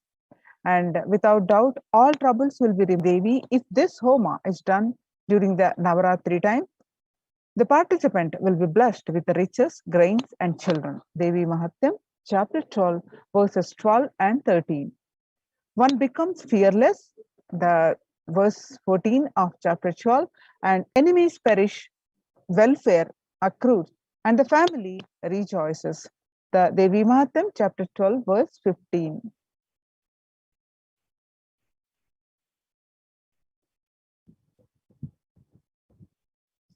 And chapter 12 of the Devi Mahatmyam, the various verses further describe the innumerable merits of chanting Devi Mahatmyam and the offering of the Chandi Homa as described in Devi Mahatmyam. And these verses describe that the ill effects of bad dreams and negative influences of planets are removed. Planets turn favorable and result of good dreams manifest. Completion manifests in between human beings. Presence of evil spirits are driven away.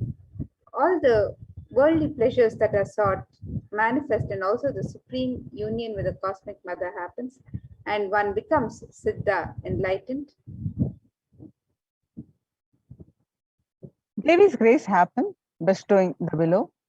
According to the verse 12, Devi Mahatyam, chapter 12, verse 20, perfect health manifests, all sins are removed, fear of enemies is removed, one is saved even from the dangers of being alone in the forest, surrounded by forest fire, surrounded by robbers in a desolate spot, while captured by enemies.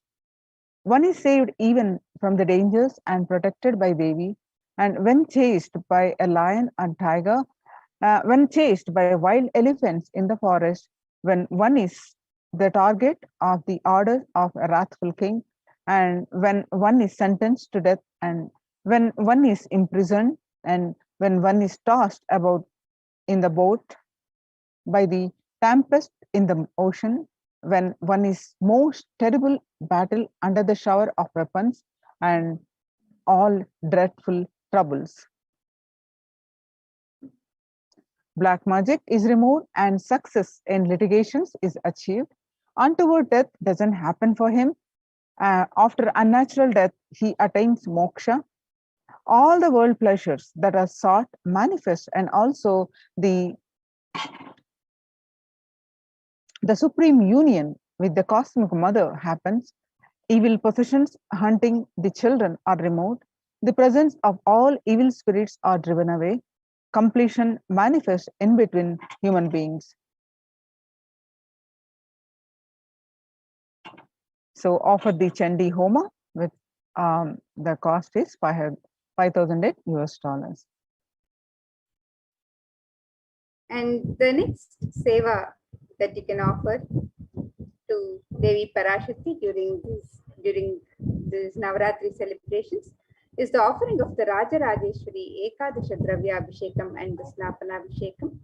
This is a very special offering where, as per the Shakta Agamas, 11 type of dravyams of Abhishekam items such as rice flour, turmeric powder, Jaladravya powder, Panchamritam, milk, curd, ghee, honey, sugarcane juice, fruit juice, tender coconut water, and Gandha Jalam will be offered to the Moolavar Rajarajeshwari in the Nithyanandeshwara Paramashiva Devalayam.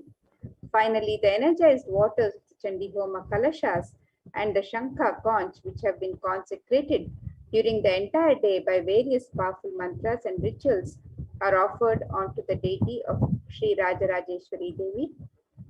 And this offering of the Rajarajeshwari Ekadasha Dravya Abhishekam and Snapana Abhishekam, which is the sacred bath offering to Devi Rajarajeshwari, with the 11 types of special dravyas. This seva can be offered to Devi Rajarajeshwari, and you can sign up for this on the website www.kailasamela.com/sevas, and the cost of this offering is $1,008.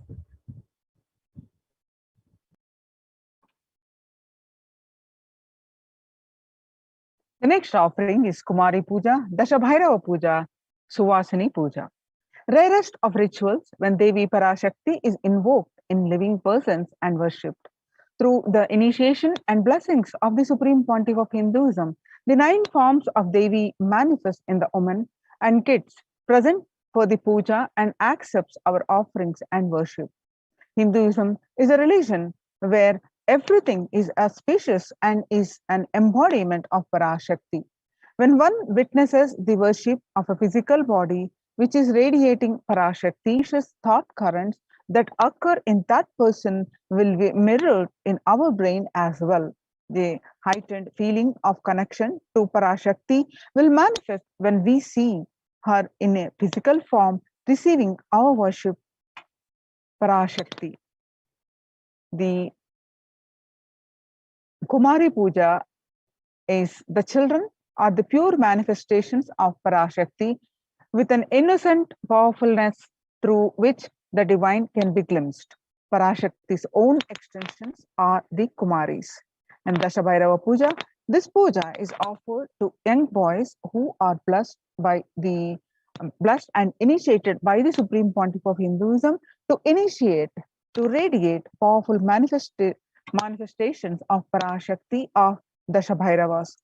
And the Suvasini Puja, the married women who are initiates of Supreme Pontiff as the form of Parashakti. This unique revival of worship is one of the rarest where Parashakti is actualized and is embodied and represents an actual physical body of a Suvasini. As Supreme Pontiff of Hinduism says, women are an embodiment of Parashakti. Here is a unique ritual in Hinduism recreating the same sacred sentiments Sri Ramakrishna had when he offered the Jadadhatri Puja to Sri Sharada Devi. The Kumari Puja, the Dashabhairava Puja, Suvasini Puja, any one of these offerings are cost is $1,000.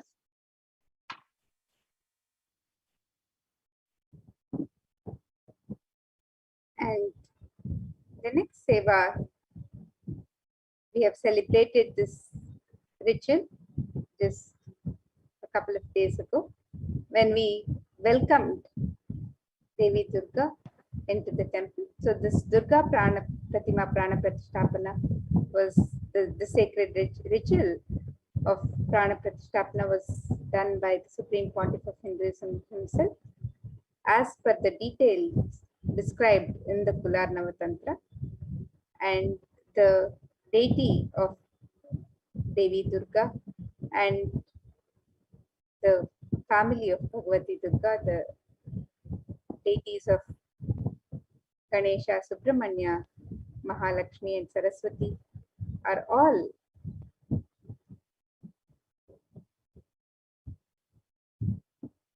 as per the agamic injunctions and details prescribed, where it is described the way the clay should be procured and the land from which the mud should be procured. These grand deities are made with the exact proportion as per the Shastras and colored and decorated in the exact depiction of Durga Devi slaying the demon Mahishasura. Durga Devi is the icon of Hindu feminism, where the cosmic mother, the cosmic feminine, vanquishes the mass negativity, and tremendous amount of energy lands when Devi Durga receives Prana Pratisthapana by the Supreme Pontiff of Hinduism himself. So this sacred ritual has been offered at the Nithyananda Paramashivam Devalaya on the day that Devi Durga was welcomed, and we started the celebrations of the Durga Saptami, Ashtami and Navami pujas.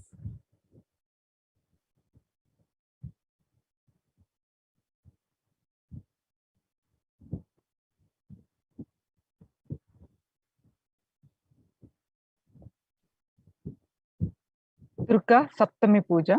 The tradition of Durga Puja is an ancient way for anyone to receive the grace and blessings of Paramashakti. When she manifests powerfully in the cosmos during the nights of Navaratri, Durga Puja is described in the Kularnava Tantra, and it is done with the great pride traditions of Bengal. Durga Puja is an elaborate and intimate ritual where Bhagavati Durga graces and is worshipped with all the best of the best offerings described in the Agamas. The family of Bhagavati Durga, Ganesha, Subramanya, Saraswati, along with their respective Vahanas, all are worshipped and celebrated in the puja. This puja comprises of Mahasnana, Sodasopachara Puja, Arati, and these are the sacred bath, the elaborate and grand offerings, and the grand waving of light lamps. This puja is described in such detail and done preparing all year. The scriptural reference from Devi Mahatyam, chapter 12, verse 24 says, Sarvaswarupe Sarveshe Sarva Shakti Samanvite. O Queen of all, you who exist in the form of all and possess every night, save us from the terror, O Devi. Salutations be to you, O Devi Durga. The Durga Saptami Puja, the cost is $1,008. Then next offering is Durga Puja Arati on Saptami, Ashtami and Navami days. The offering of the Deepa Radhana is the offering of flames in various tower temples, various towered lamps. The Gopurarati is numbered representing the 108 different nadis or energy centers in one's body. The Jyoti or lamp has the unique ability to dispel darkness when we light these tower lamps and offer them to our beloved deities. The lamps awaken and align our energy centers to receive the darshan of the deities. The upliftment of our energies and senses through combination of the lit lamps and the rhythmic ragas of Nadaswaram and Tawil takes us to a surreal experience of deities, darshan, and transports us to the authentic experience of Kailasa's ambience. The Durga Puja Arati, Saptami, Ashtami, and Navami days, the cost is $1,008. The next is Devi Mahatyam Parayanam. Devi Mahatyam, the glory of the goddess, also known as the Durga Saptashashi, Chandi or Chandi Pata, describes the victory of the goddess Durga over the evil forces, the asuras such as Madhukaitap, Mahishasura, Dhumralochana, Chandamunda, Raktabija, Shumba Nishumba. Devi Mahatyam is the very definition of the nature of Divine Mother. She is the Moola Prakriti, the root nature of all that manifests. She is the force that drives everything in the universe. Devi Mahatyam is also significant in that it regards various forms of Devi, ranging from the fearsome and dangerous Kali to the benign and gentle Shri. As fundamentally united, 10 priests will be chanting the Devi Mahatyam, which makes it a total of 7,000 verses every day. The scriptural reference from the Devi Mahatyam. Ya Devi Sarva Bhuteshu Vishnu Mayeti Samstita Namastaste Namastaste Namastaste Namo Namaha. The first sloka gives respect to Vishnu Maya, O Devi, you who are existing in the form of energy in all. I bow down to you, I bow down to you, I bow down to you. The Devi Mahatyam Parayanam, the cost is $508. The Durga Ashtami Puja. This ritual is the recreation of the cosmological event when Devi Durga slayed the demons Mahishasura. The event when mass negativity was removed by Devi on the time transition between Saptami and Ashtami. This is the Shanti. At this time, a grand puja is offered to Durga Devi along with Lakshmi, Saraswati, Ganesha, and Subramanya. When these cosmological events are recreated at the same time in history, the stars and celestial bodies are in the same position as they were years ago. The same possibilities of events happen, the same mass negativity will be attended by the Cosmic Mother. These rituals are the times when the same energies of the cosmos manifest as a divine clairvoyance and clear the mass negativity from the planet. The Durga Ashtami Puja, the cost is $1,008. The next is Ashtami Kumari Puja. Kumari Puja is a ritual done before Devi Durga when a young girl is decorated and worshipped as the embodiment and representation of Durga Devi. This is one of the rarest pujas when the Cosmic Mother comes in the form of a young girl child to accept our worship and devotion. This is one of the sweetest and most beautiful rituals to witness, especially after the powerful Sandhi Puja. The ferocious energy of Durga Devi is pacified as she appears as the young child, accepting our prayers and worship. The same gratitude and reverence all of the gods had for Devi for removing Mahishasura is remembered as the puja is offered to Devi as Kumari. The Ashtami Kumari Puja, the cost is $508.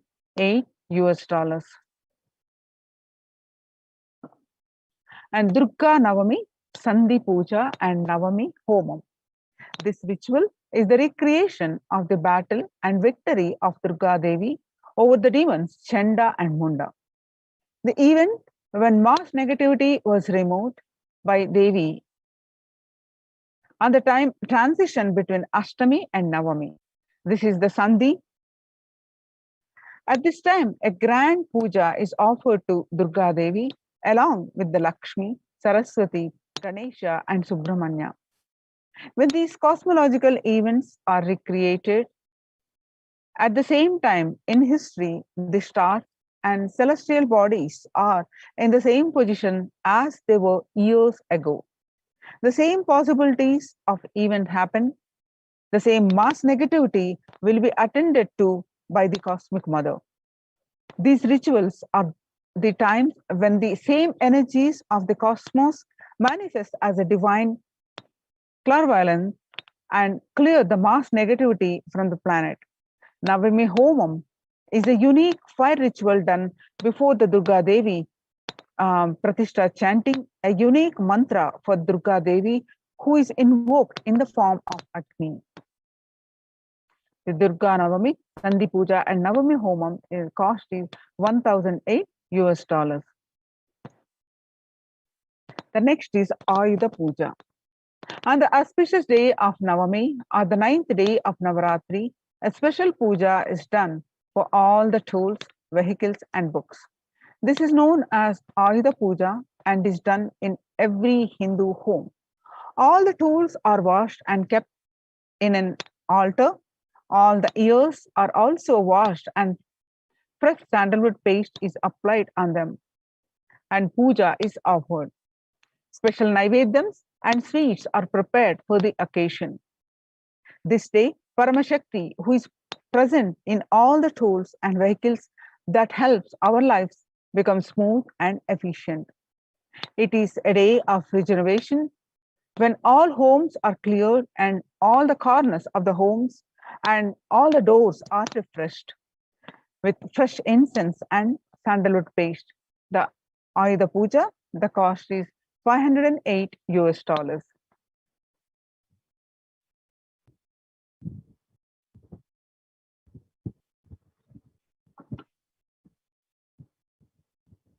And the next seva we can offer to Devi Parashakti during this Navaratri is the Utsava Rajarajeshwara Swaranangi Alankara Seva. The Swaranangi Seva is the offering of the golden armor to the deity of Devi Rajarajeshwari. It is a magnificent armor that covers the deity and allows one to have the darshan of the deity in her grand glory. The golden kavacham is an offering of our love and gratitude to the deity of Rajarajeshwari in Kailasa's Nithyananda Paramashivam Devalayam. And you can make this offering of the Utsava Rajarajeshwari Swaranangi Alankara Seva, the offering of the golden armor to Devi Rajarajeshwari, on the website www.kailasamailer.com/sevas. The cost of this offering is $508.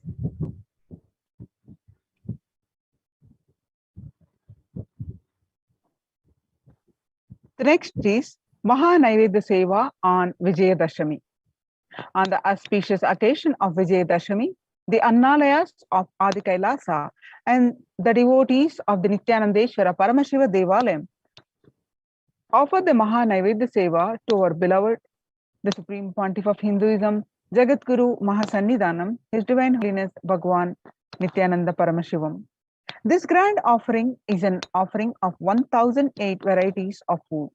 This celebration is an offering of our deed to our beloved Swamiji. We celebrate this Maha Naivedya Seva only 4 times a year. On the day of victories, the Maha Naivedya Seva is one of the choicest offerings one can make, celebrating Bhagwan's presence in our life. Maha Naivedya Seva on Vijayadashami. The cost is $1,008.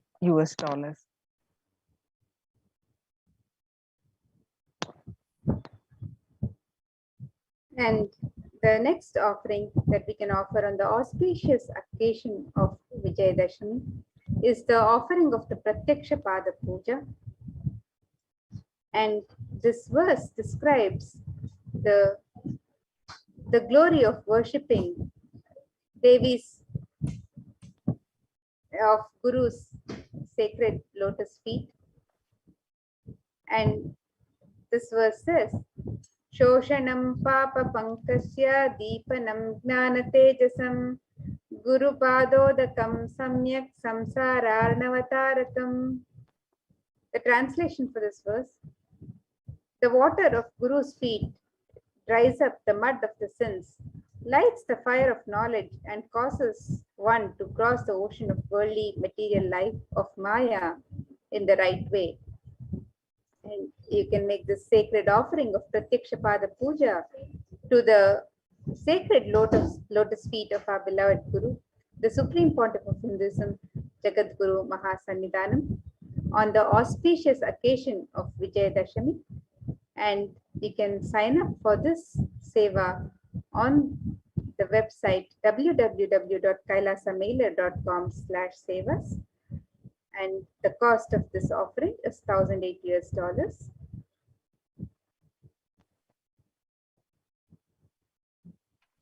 Next is Tulabharam on Vijayadashami. Tulabharam is the ritual where material donations are made to the Supreme Pontiff of Hinduism against the weight of his deity. The scriptures describe various items that can be offered, from jaggery to sugar to silver and gold. Tula means scale. It is a scale where donations are made against the weight of the Supreme Pontiff of Hinduism's deity. Tulabharam on Vijayadashami, the cost is $10,008.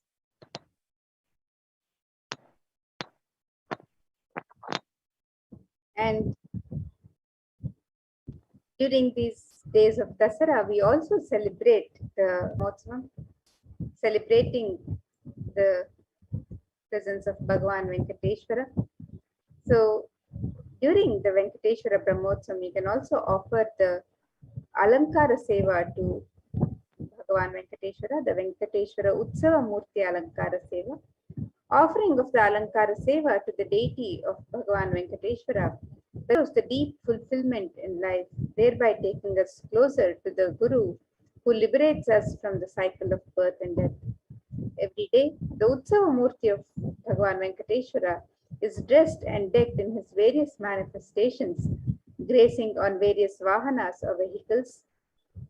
Venkateshwara is the Alankara Priya, the one who loves to be decorated with the finest clothing and jewelry, offering the most favorite treasures in the form of clothing, jewelry, and flower garlands pleases Bhagwan Venkateshwara.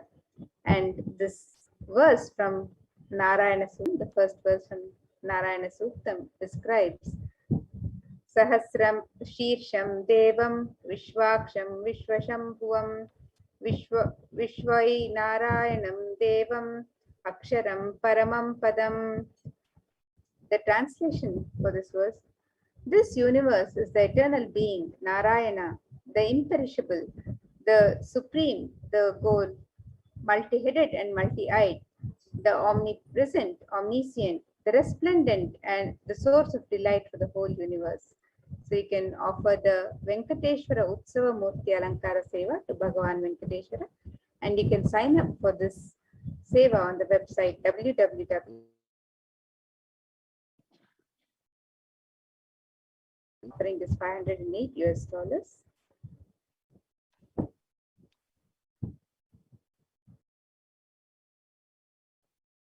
The next is Utsava Venkateshwara Navakalasha Abhishekam. Every day afternoon, the Srivari Venkateshwara Brahmosam, the Lord of the Seven Hills, Venkateshwara Utsavam, is offered a cooling Abhishekam or sacred bath offering of a unique ingredients which are all a favorite of Venkateshwara. They are the milk, ghee, honey, fruit juices, coconut water, Chandana Jalam, Shraddha Jalam, Haritra Jalam. This seva is a unique offering to please the Venkateshwara. When we offer this seva, we get the grace and blessings of Venkateshwara for healthy and prosperous relationships, abundance in wealth, health and well-being, but purification from karmic baggage. You can all sign up with the, you want to offer any of these sevas, you can offer kailasamailer.com. So you'll be projecting the web link and go over these offerings.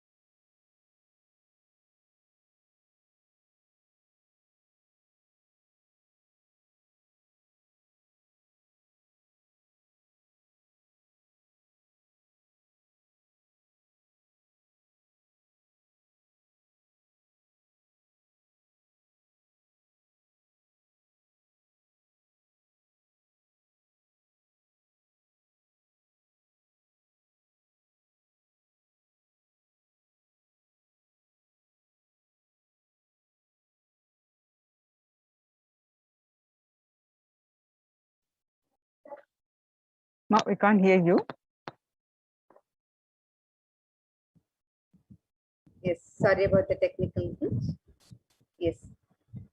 And on this website, www.kailasamailer.com/sevas, you can click on the Learn More button, where you can find out more about the various sacred rituals and sevas being offered to Devi Parashakti as we celebrate the manifestation of Devi Parashakti during these 9 nights of Navaratri. And you can also click on the link to Venkateshwara Brahmotsam and learn more about the sevas that you can offer to Bhagavan Venkateshwara. And as we celebrate Navaratri and as we celebrate the Durga Ashtami, Navami and Dashami celebrations, you can sign up for the various rituals on these days where we are celebrating Devi Durga and Devi Saraswati and the auspicious occasion of Vijayadashami. You can offer the Alankara Seva, the Devi Alankara Seva and the Swamiji Alankara Seva on all the 9 nights of Navaratri celebrations. You can also offer the Vishesha Shodashopachara Puja and the Chandi Homa on all days, on all the 9 days of celebration. The Dashabhairava Puja, Kumari Puja, Suvasini Puja and the Devi Mahatmyam Parayanam are also offered on all the 9 days of celebration.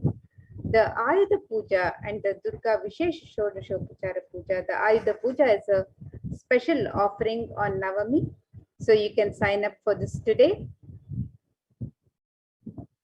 And the Durga Navami Puja and the Durga Navami Puja Arati are also special offerings on the Mahanavami during the Mahanavami celebrations. And on on the auspicious occasion of Vijayadashami, we have the Utsava Rajarajeshwari Swaranangi Alankara Seva, the Mahanaivedya Seva, where we offer 1008 Mahanaivedyams to the Supreme Pontiff of Hinduism as we celebrate Vijayadashami. And you can also offer the Pratyakshapada Puja on Vijayadashami and the offering of the Tula Bharam on Vijayadashami. And you can also sign up as a Maha, the Navaratri or the Venkateshwara Brahmotsam celebrations. So all of these offerings and sevas, all the sacred sign up to offer, all the sevas are detailed on the website. So you can visit the website and find out more details of the various offerings. The Venkateshwara Brahmotsam offerings are also detailed. The Venkateshwara Navakalashabhishekam and the Venkateshwara Alankara Seva.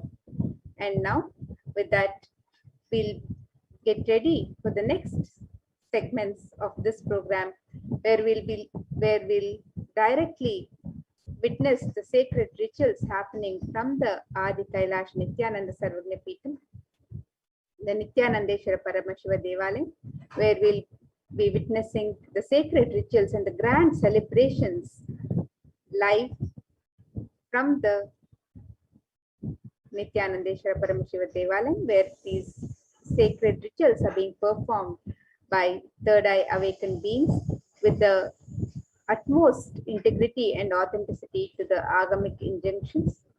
So let us now get ready for witnessing these sacred rituals and receiving the darshan and blessings of Devi Parashakti, of Bhagavan Venkateshwara and the Supreme Pontiff of Hinduism himself.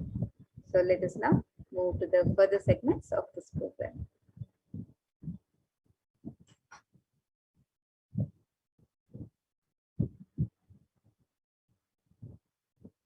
We can chant the Mahavakya as we get ready for the further rituals. Om Nithyananda Paramashivoham. Om Nithyananda Paramashivoham. Om Nithyananda Paramashivoham.